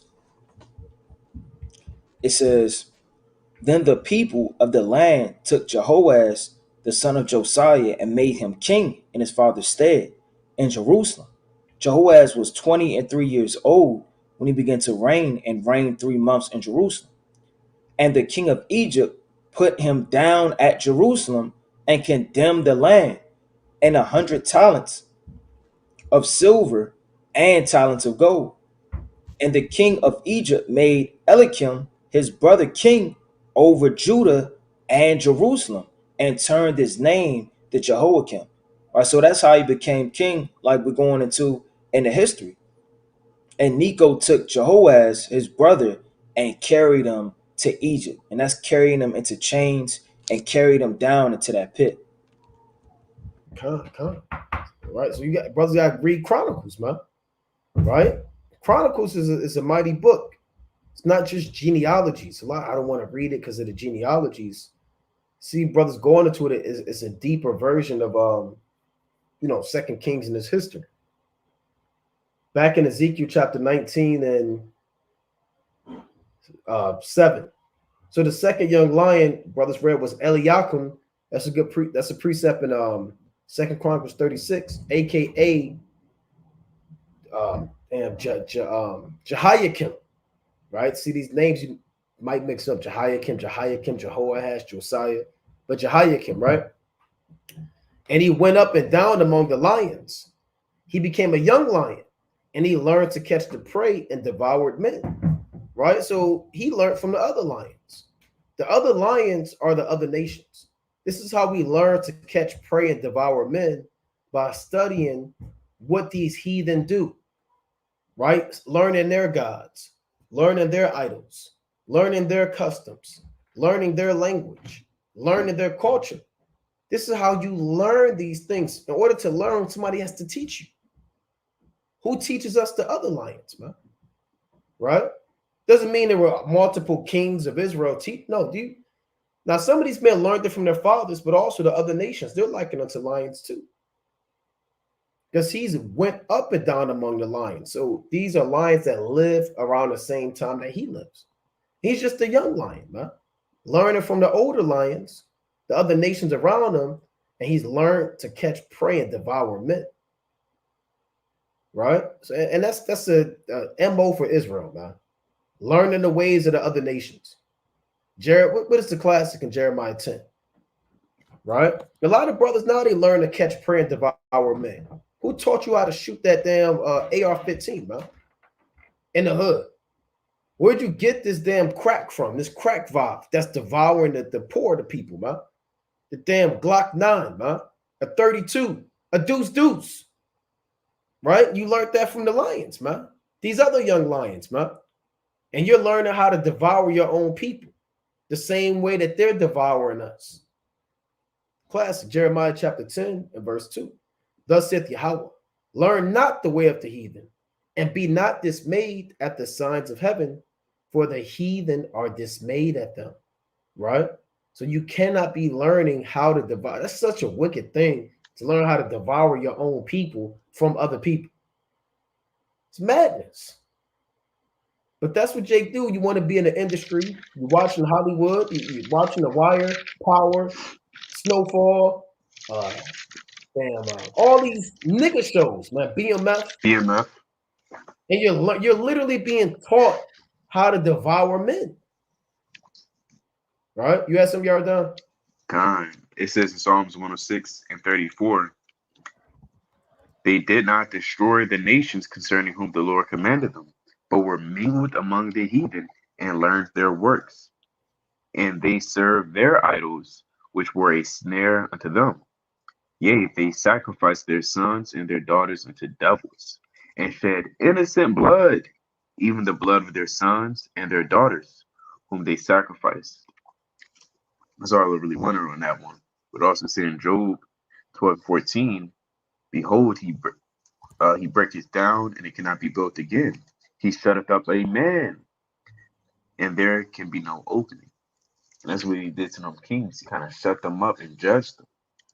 And it says, behold, he withholdeth the waters, and they dry up. Also, he sendeth them out, and they overturn the earth. And he dried up Jerusalem,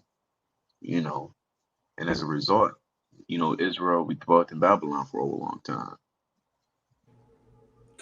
And I got one more precept, going into the nations being lions in Nahum chapter 2, right in verse number 11. Right, because like the brother was going into, these nations are known as lions too, right? It's the book of Nahum chapter 2 and verse number 11. Where is the dwelling of the lions and the feeding place of the young lions, where the lion, even the old lion, walked, and the lions woke, and none made them afraid? Right? Where are your chief kings and your princes and your rulers? Or where the dwelling place of the lions at, man? In the feeding place of the young lions. It says, where the lion, even the old lion, walked, and the lions woke, and none made them afraid. Right? Nobody used to make, right, these old elites afraid. Nobody used to make, right, they used to walk up and down proud. If you know anything about a lion, it's going to walk wherever it wants to, man. It's going to tread wherever it wants to, because it's the king of the jungle. The lion did tear in pieces enough for his woes. Right? Meaning these elites and these rulers and these kings, they have raped, robbed, and stole enough for generations that come after them. It says, and strangled his lioness and filled his holes with prey. Right? Yeah, your holes would be like all your chief places would have stolen all of the armory, Right. the bucklers, the shields, the menorahs, right? All of the things we used to have. And don't think all that stuff disappeared, man. Solomon's gold didn't disappear. So all of these places, these lions, they bring back their prey to their dens and their holes. You understand? That's all of the chief riches that they have stole. It said in his dens with raven. Behold, I am against thee, saith the Lord of hosts, and I will burn her chariots in the smoke, and the sword shall devour the young lions, and I will cut off thy prey from the earth, and the voice of thy messenger shall no more be heard in her. Right? So, I mean, when you go into it, that's the destruction of all of these kings and these nobles when you read this chapter, right? From the destruction of Nineveh, right? In about 612 BC. Brothers got it. Go back to Ezekiel, right? Ezekiel chapter 19, right? Ezekiel 19. And that's where that discernment comes in, because a brother might read something to think that this line is talking about Esau, but it's really talking about Judah. Then this one's talking about Judah, but it's really talking about Esau. You got to have that discernment, because Genesis 49 speaks about Judah as a lion's whelp. Then, like the precept in Nahum, right? That's Esau. But you have to have the discernment and go through the precepts, because it's not going to say, okay, here's Esau and this one's Jacob, right? That's where those precepts and that praying for wisdom we went into earlier comes in. You're going to be caught out there, right?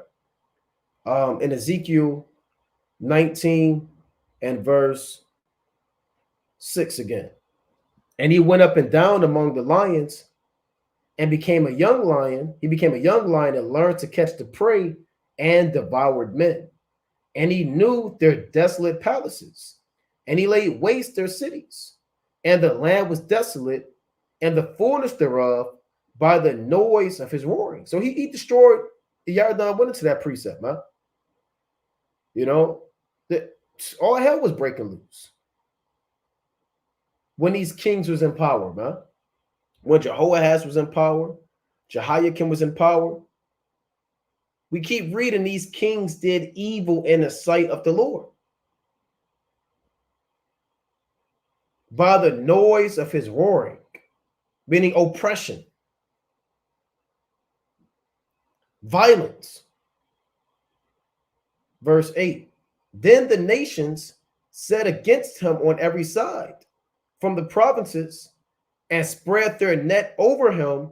He was taken in their pit, and they put him inward in chains and brought him to the king of Babylon. They brought him into holds that his voice should no more be heard upon the mountains of Israel. So again, the king of Babylon took Jehoiakim and brought him in chains. Right? Let's go to quick precept, 2 Kings. Right? I believe we went into 2 Kings 24 already. Right? Right, but the 2 Kings chapter 24 and verse 1. In his days, Nebuchadnezzar, king of Babylon, came up, and Jehoiakim became his servant 3 years. Then he turned and rebelled against him. And the Lord sent against him bands of the Chaldees, and bands of the Syrians, and bands of the Moabites, and bands of the children of Ammon, and sent them against Judah to destroy it, according to the word of Yahweh, which he spake by his servants the prophets. And that's the word that we read in Ezekiel 19. That the nations would set against him on every side. That's every nation we just read in 2 Kings 24. They spread their net over him and took him, and they put him in chains and brought him to Babylon. Right? 2 Kings 24 and 3. Surely at the commandment of the Lord came this upon Judah, to remove them out of his sight for the sins of Manasseh, according to all that he did, and also for all the innocent blood that he shed. For he filled Jerusalem with innocent blood, which the Lord would not pardon. The Lord ain't pardoning everything, man. All that murder caught up with him, and the Jews and the kings, and they were carried away into Babylon. Ezekiel chapter 19 and verse 10. Thy mother is like a vine in thy blood, planted by the waters. She was fruitful and full of branches by reason of many waters. And she had strong rods for the scepters of them that bear rule. And her stature was exalted among the thick branches. And she appeared in her height with the multitude of her branches. And she was plucked up in fury. She was cast down to the ground, and the east wind dried up her fruit. Her strong rods were broken and withered. The fire consumed them. And this is speaking about what? The destruction of Jerusalem. The destruction of the land. Burnt to the ground by the Babylonians. The Edomites burned the temple down, and everything was destroyed. Right? You know, the wall was broken up. You really had 3 sieges in Babylon. You had one in 605 BC. You had one in 597 BC. And you had the final siege in 586 BC. Right? And Ezekiel, he was around that time of 597 BC, prophesying about the final fall 11 years later during the time of Zedekiah. Right? That's what this means in verse 12. But she was plucked up in the fury. She was cast down to the ground, and the east wind dried up her fruit. Her strong rods were broken and withered. The fire consumed them. Meaning her mighty men, her princes, those are the strong rods. They deported all of the mighty men, man. And he left the poor of the land when you read those accounts. Those are the strong rods that were taken down. That's the chief walls of the city. There's an actual map. I want to pull this up real quick, called the map or the deportation to Babylon map. Right? Let's pull this up. And they should, if you see a good map, they should go into the different deportations that the Israelites went through in Babylon. Right? You see that? So this is your map key right here. Everything in the purple See, that's not what we want. That's a different map, right? Let's see if they may not have it, but some maps, they actually give you each date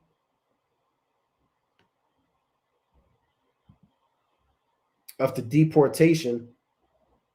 Well, here's one, right? We'll just deal with this one, but you can look up more on your own. So this red arrow are the Jews exiled to Babylon. I believe they took Zedekiah at the plains of Riblah, if I'm not mistaken. We're outside the plains of Jericho, somewhere around that region, right? But they deported the rest of the Jews out here to Babylon, right? That's what Ezekiel 19 is going to. So a lot of brothers who talk about the Trail of Tears, that's not the first Trail of Tears. And there's no account of how many men died on this journey, man. You know? And how many men gave the ghosts and wives and children were lost when they were deported to Babylon. Right? So you got to go into these maps too to kind of see what happened and where the Jews were taken captive, even the northern kingdom. Right, here's one more map. Everything in the purple, it's the northern kingdom being carried away captive. In the green are the Jews being carried away captive. Right? In the red, it says Assyrians take the they took the in 2 Kings, the 17th chapter, they took other nations and they replaced them in Samaria from Babylon. Right? So you have to go into that geography and be not ignorant in anything. All right. So I just want to pull that up. Con and two, through the spirit, when you read Jeremiah 29, he's writing into the captives in Babylon. Like the brother was going into, right? You had the poor of the land, right? They could stay. Right? When you read Jeremiah 24, talking about the good twigs and the bad twigs, them that were carried away, right? Them that obeyed and them that disobeyed. Right? This is the book of Jeremiah, chapter 29 and verse 1. Now these are the words, right, of the letter that Jeremiah the prophet sent from Jerusalem unto the residue of the elders which were carried away captive, and to the priests and to the prophets and to all the people whom Nebuchadnezzar had carried away captive from Jerusalem to Babylon. So they were writing letters from the men that were driven away captive to the men that actually remained in the land. Right? And I want to link that up with Jeremiah chapter 39, right, in verse number 9. Jeremiah chapter 39 and verse number 9, right? And it reads, it says, Then Nebuchadnezzar, the captain of the guard, carried away captive into Babylon the remnant of the people that remained in the city, and those that fell away that fell to him with the rest of the people that remained. But Nebuchadnezzar, the captain of the guard, left of the poor of the people, which had nothing. Right, so they didn't carry away all of the inhabitants of Jerusalem. They left the poor of the land. And as you read Jeremiah chapter 29, as we just read, you had the elders and, more of chief men. They were carried away captive. Like you read about in 2 Kings, right, that we got 24, right? The seed of the land in Ezekiel 17th chapter, the strong, the princes, the officers, right? The king, right? Even the king's mother, right? But they left the poor. It says, but Nebuchadnezzar, the captain of the guard, left of the poor of the people, which had nothing, in the land of Judah, and gave them vineyards and fields at the same time. Now Nebuchadnezzar, king of Babylon, gave charge concerning Jeremiah to Nebuchadnezzar, the captain of the guard, saying, Take him and look well to him, do him no harm, right? But do unto him even as he shall say unto thee. Right, so Jeremiah didn't get the same treatment, right? The Most High looked after him through the Spirit, right? And when you read the 40th chapter, right, I'm going to get that real fast too. One more precept, right? Jeremiah chapter 40 and verse number 1. That's why you got to read these chapters simultaneously and link them up through the Spirit, right? It even says right there above 2 Kings 25 and 22 through 26, right? It says the word that came to Jeremiah from the Lord after Nebuchadnezzar, the captain of the guard, had let him go from Hamath, he had taken him, being bound in chains among all that were carried away captive of Jerusalem and Judah, which were carried away captive unto Babylon. And the captain of the guard took Jeremiah and said unto him, the Lord thy God hath pronounced this evil upon this place. Now the Lord hath brought it and have done it according as it is said, because ye have sinned against the Lord and have not obeyed his voice. Therefore this thing has come upon you. That's the point. And now behold, I loose thee this day, right, from the chains which are upon thy hand. If it seem good unto thee to come with me into Babylon, come. So we gave him an option. If it seemed good, you could come to Babylon. Why? Because the Lord told you what to do if you were in Babylon. The Lord told you in Jeremiah, the 24th chapter, right, and other precepts. I don't necessarily have to get them, that you could build, vineyards and plant and different things like that. It says, come, and I will look well unto thee, right? Meaning I'm going to look after you. But if it seem ill unto thee to come with me into Babylon, forbear, behold, all the land is before thee. So you have some men that got carried away, you have some men that stayed. It says, whether it seemed good and convenient for thee to go, thither go. So we had that option whether you wanted to go to Babylon and have the Babylonian so-called look after him, right, under the hand of Nebuchadnezzar, or stay in the land with a poor of the land. Come. See that? Right? But you got to get into that history, man. And you don't have to read History Susanna all day, man. Right? And try to figure out what garden ball she was using, man. You gotta get into this thing. Right? Ezekiel chapter 19 and verse 12. But she was plucked up in fury, she was cast down to the ground, and the east wind dried up her fruit. Her strong rods were broken and withered, the fire consumed them. And now she is planted in the wilderness, in a dry and thirsty ground. Right? That's Jerusalem. A fire is going out of her branches, which hath devoured her fruit, so that she hath no strong rod to be scepter to rule. It's like it, no strong rod to be a scepter to rule. This is a lamentation and shall be for a lamentation.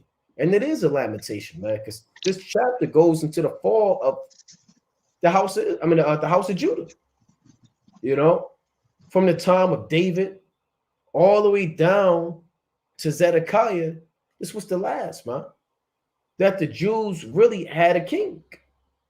This was really the chief last time, because after this time you had governors and other men that ruled and set up, and priests, and the Maccabees weren't really kings, they were priests and captains of the host, and we were captive under the Greeks and then the Romans. But this is a lamentation because after 586 BC, ain't nothing was the same, huh? Life changed for the Jews, our people, as we know it. So this is a lamentation, man. You don't read this and you kind of, you get all hyped up and you pull in Revelation 13, and it has nothing to do with this, man. This gold, and you could read this with the Lamentations. I got a quick precept real quick, right? This classic, Ecclesiastes, chapter 7 and verse 4, right? It's like you too. Ecclesiastes chapter 7 and verse 2. It is better to go to the house of mourning than to go to the house of feasting. For that is the end of all men, and the living will lay it to his heart. So it's perfectly fine to go and read Lamentations, man. That's a beautiful book to read. Baruch, about him writing a letter to the captives in Babylon. Read these Lamentations, man. Reading these accounts that aren't full of just judgment on Esau and putting them in slavery and World War III and bombs. And hey, go to the house of mourning, man. Right? Because when you're mourning, your mind is in a spirit of remembrance. Your mind is in a spirit of trying to be reconciled. Your mind is in a spirit where you can reflect, where you can think. When you're in the house of feasting, all you're thinking about is fun. You're not thinking at all. It's just drinking, laughing, and fun and good times, man. You don't want to be in the house. Esau, his world is the house of feasting. These scriptures are lamentations, mourning, and woe. Right? And brothers have to be in the house of mourning and read these accounts about our kings, man. Right? And see how all of our kings fell. And they all fell in many different ways. Some kings was proud. Some kings, they joined themselves to wicked kings.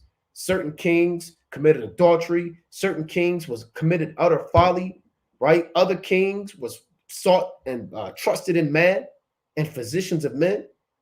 And you have to read these accounts of our kings and be in that house of mourning, right? One more, two more, verse 3. Sorrow is better than laughter, for by the sadness of the countenance, the heart is made better. And this is a sincere sadness, not you forcing yourself to be sad. Hey, it's all right to be sad sometimes, man. Right? It's okay to be sorrowful. It's okay not to laugh and smile all the time, man. It's all right to reflect, to think about the sins of our forefathers. It's all right to reflect, to think about the offering of our Lord Yahweh Shai. And you got to watch your brother that's always laughing, man.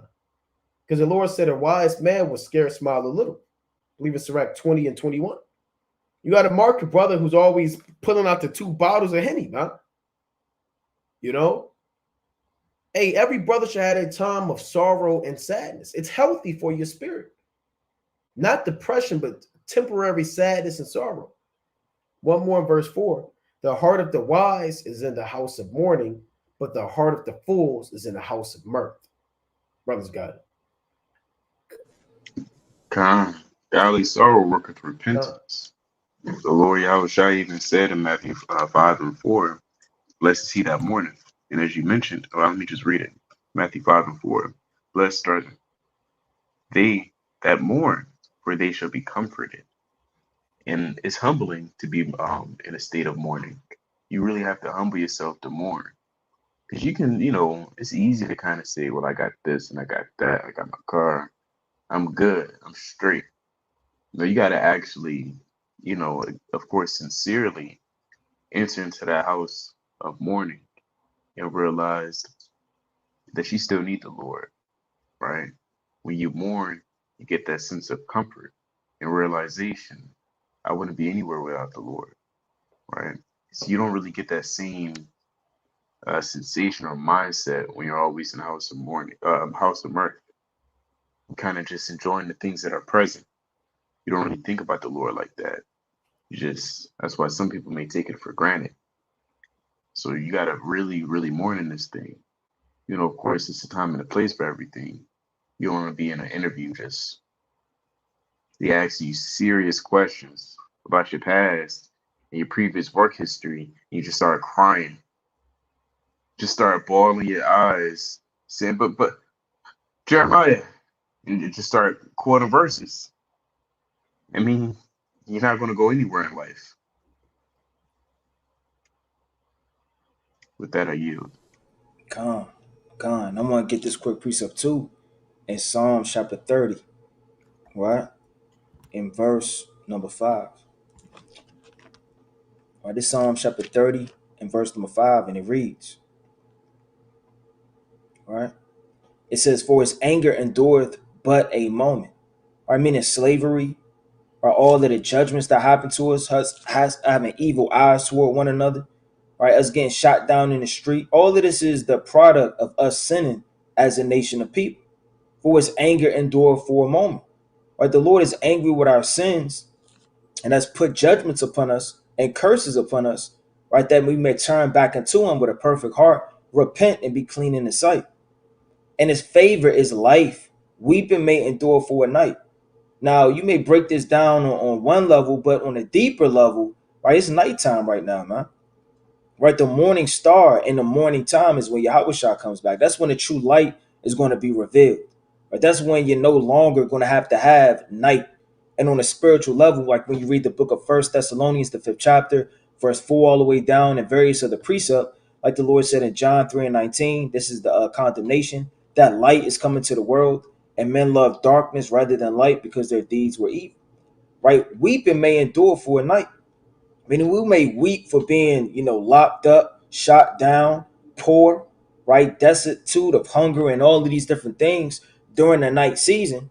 It says, but joy cometh in the morning. You're truly going to be able to joy in the morning.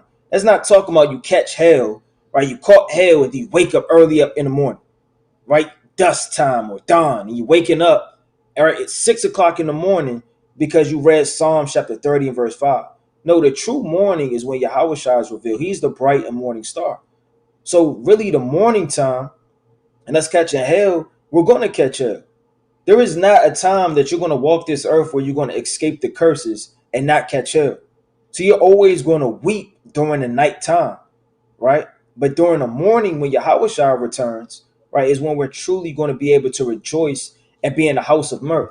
You can't necessarily be in the house of mirth right now. You can enjoy yourself, right, with the wife of your youth, right, with your children, with your congregation, feast days, right? The fraud not thyself a good day, right? But nevertheless, right, you're going to be in the house, right, of mourning until the time where you're in the house of mirth in the kingdom. You could be able to enjoy yourself, turn up, not see vengeance and destruction upon your people, and be able to live in peace. It says, but joy cometh in the morning. And that's what we're all looking for through the Spirit. The joy of the Lord and all of the promises which he has given us. God. And a lot to add to that, a lot of these psalms are about, you know, weeping. And David said, my couch is wet with my tears, paraphrasing. I believe that's Psalms the 6th chapter, man. You know, a lot of these, even Lamentations, Psalms, a lot of these stuff, these scriptures, man, are charged for man to reflect, right? Let me get this in one quick precept in Lamentations, the 3rd chapter. It's a beautiful chapter, man. Right? This is Lamentations, chapter 3 and verse 19. Remembering mine affliction and my misery, the wormwood and the gall. And it's beautiful when you remember your affliction, man. Remember the times when you was going off, or the times you was catching hell or being judged. You got to remember those times, man. Right? Because they're going to be motivation, for lack of better terms, and exhortation for you not to repeat that, not to go off again. You have to more, damn, I went off, I did this. I remember when this happened. I got judged for doing this, and I barely escaped by the skin of my teeth. You have to remember your affliction and misery. If you're not remembering your misery, what are you doing, man? Because you're going to end up repeating what caused you to be miserable. But if you remember your misery, it's like if you remember your misery, you're going to be more inclined to avoid what caused that. You don't want to feel that same spirit. Like Yaradan said, godly sorrow worketh repentance, not to be repented of. In 2 Corinthians 7th chapter, right?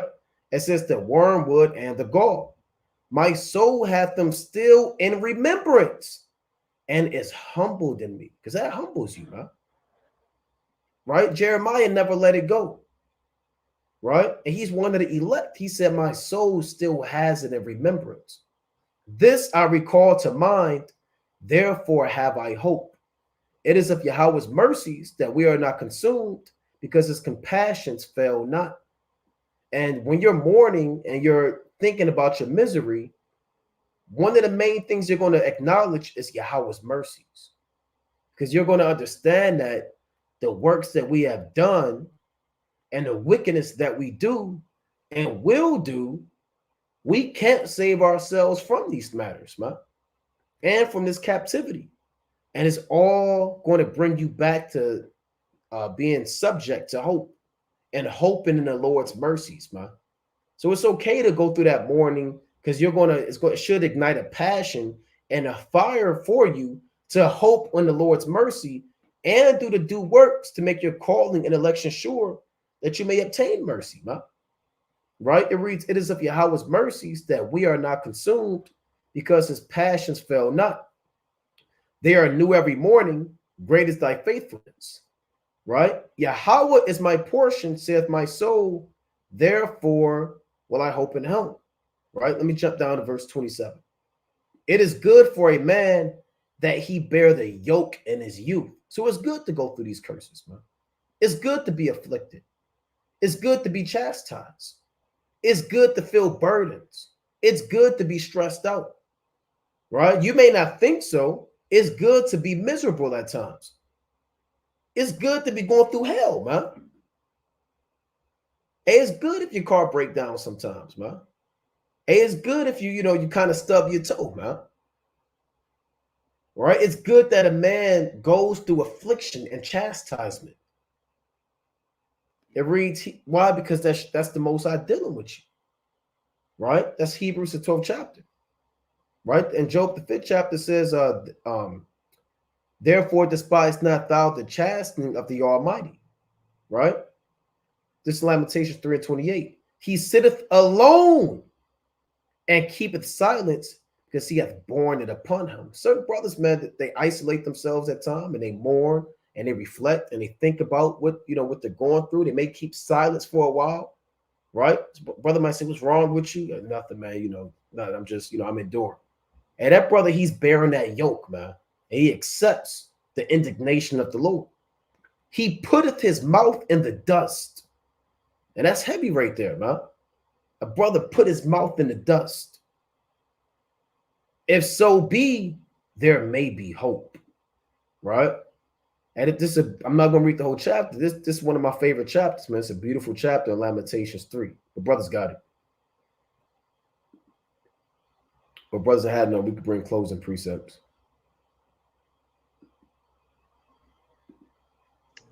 Yeah, they say the more you hit a boxer, the stronger he gets. Khan. I get in there through the Spirit in the book of Revelation.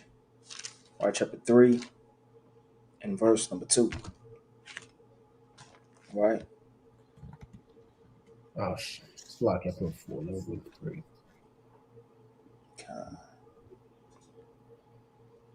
Khan.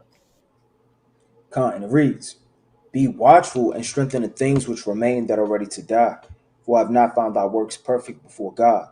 Right, so continue to examine yourself. Examination is key.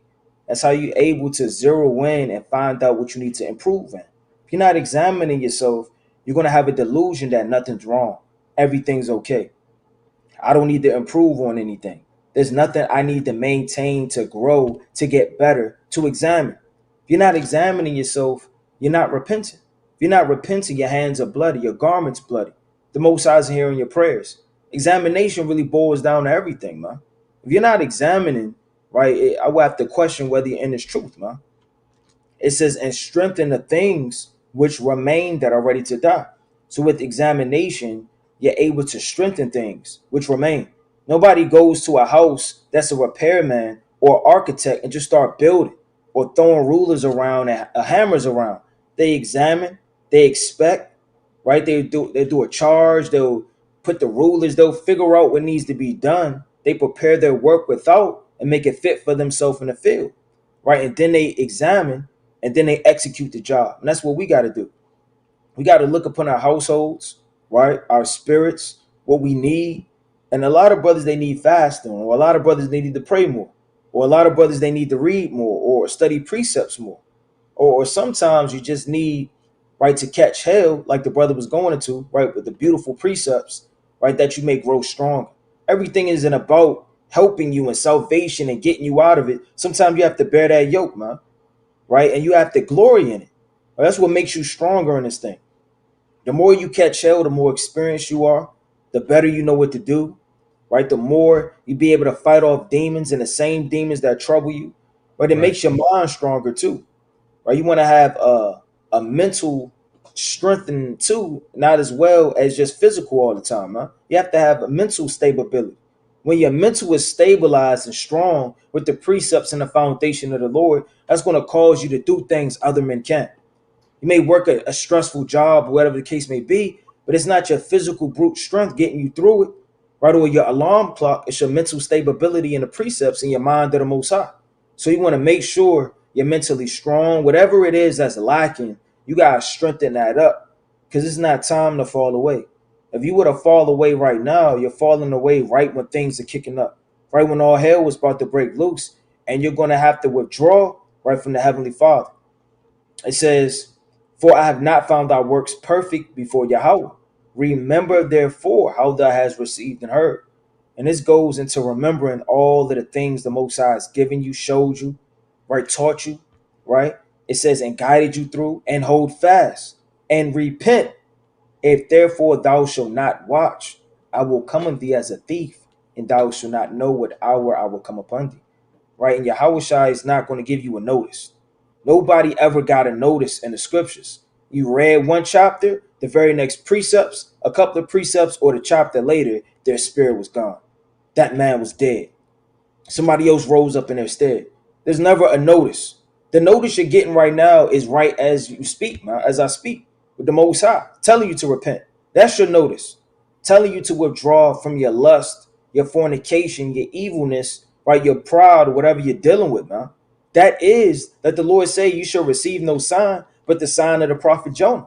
The sign of the prophet Jonah are all the men on the corners telling you to repent. This is your warning. And if you don't take a heed to that, by and past the warning, the lives, the precepts, and all of the many witnesses, the Lord is going to visit you like a thief in the night and blow out your candlestick. Brothers, God. Mike, Sirach chapter 35, verse 4. Thou shalt not appear empty before the Lord, for all these things are to be done because of the commandment. So you have to ask yourself, which ties into Ariah's point. You have to ask yourself, which is a process of examination. What am I bringing before the Lord? And is it enough? Or is it nothing at all? And you may be thinking that you're bringing something profitable, where it's not profitable at all. Even as a king, in his mind, he thought he was bringing something profitable, but it was not, it was for naught. It was for dung, right? You may be telling yourself you have to read 100 chapters tonight, where that's just not profitable for your soul. You might be telling yourself you got to study 1,000 precepts every day. Neither is that too profitable, because you'll burn out, you'll wither away. And again, the only way to really know what's profitable, of course, is through prayer, fasting, reading, and also examination. All of our forefathers examined themselves, the righteous ones, right? Because whether you're a leader of your household, over a certain particular party, or even if you're not, right? Even if you may find yourself alone, I mean, you have to examine yourself, no matter what position you're in life. Everything requires examination. Examination is simply looking within the mirror, looking within your heart, which is your mind, and finding any blemishes or blots, and being brutally honest with yourself. That's what critics do. A critic is brutally honest with themselves. And ask yourself, am I bringing enough, or am I bringing little, or am I bringing nothing at all? Find out how you can be profitable unto the Lord, Yahweh Shemiah Shai. Right? Aaron's sons, they thought they was being profitable unto the Lord, yet they brought strange incense, which led to their demise. So just because you have something doesn't mean, it's profitable. So that requires a lot of deep examination and realize what your purpose and your duty is in this walk. And if you're unsure, you can definitely still read and pray and fast. And if those things are falling short, which ties into Ariah's point as well, the Lord's going to blow out your candlestick. With that, I yield. Okay. And I'm going to actually get 2 Peter, right? The first chapter. This is 2 Peter chapter 1 and verse 10. Wherefore the rather, brethren, give diligence to make your calling and election sure. For if ye do these things, ye shall never fall. So every brother should be being diligent, even the sisters in this thing, man. Diligent in your prayers, diligent in your fasting, diligent in your studying, diligent in your reading, diligent in your alms, diligent in your meditation, diligent in your exhortation, diligent in your humility. Anything and everything requires diligence, man. That's righteous. Why? Because we're being diligent to make our calling and election sure. Right? Again, this is the Lord said, many are called, but few are chosen. We were all called, but we don't even know if we're chosen yet. So we're trying, for lack of better terms, proving to Yahweh Shai that we want the kingdom, huh? Right? We're trying to, this is tryout season. Some people don't even show up on time for tryouts, man. Some people, they're lazy for tryouts. Some people, they show up early. They stay up late doing tryouts, man. 2 a days, 3 a days. They're early in the gym, and the coach is watching these things. The coach doesn't always say things to the players, man. Right? But when they put that roster together on the first day of the week, and you don't see your name on there, you wasn't diligent to make your call in election sure. The coach knows who's going to be the team captain. He knows who's going to start, who's going to be on the bench. Does he go before every player? Look, you're going to be on the bench, and you're going to be the starter. You're going to no. These things, they just fall out. Huh? The coach is watching everybody's work ethic and everybody's mentality and everybody's zeal, man, and passion. On a spiritual level, this is Yahweh, Bashmel Shai. He's watching everybody, man. Right? He sees how diligent brothers are in certain things. So brothers have to be diligent because the Most High is always watching. Be diligent to make your calling and election sure. If you do these things, you'll never fall, man. But with that, we're going to close up, giving, of course, our honor and glory to Yahweh, Bashima Mashakum Lakim Bashad, Brother Nakwan, Brother Raya. Brother Yardan. Kwame Yashad. Shalom.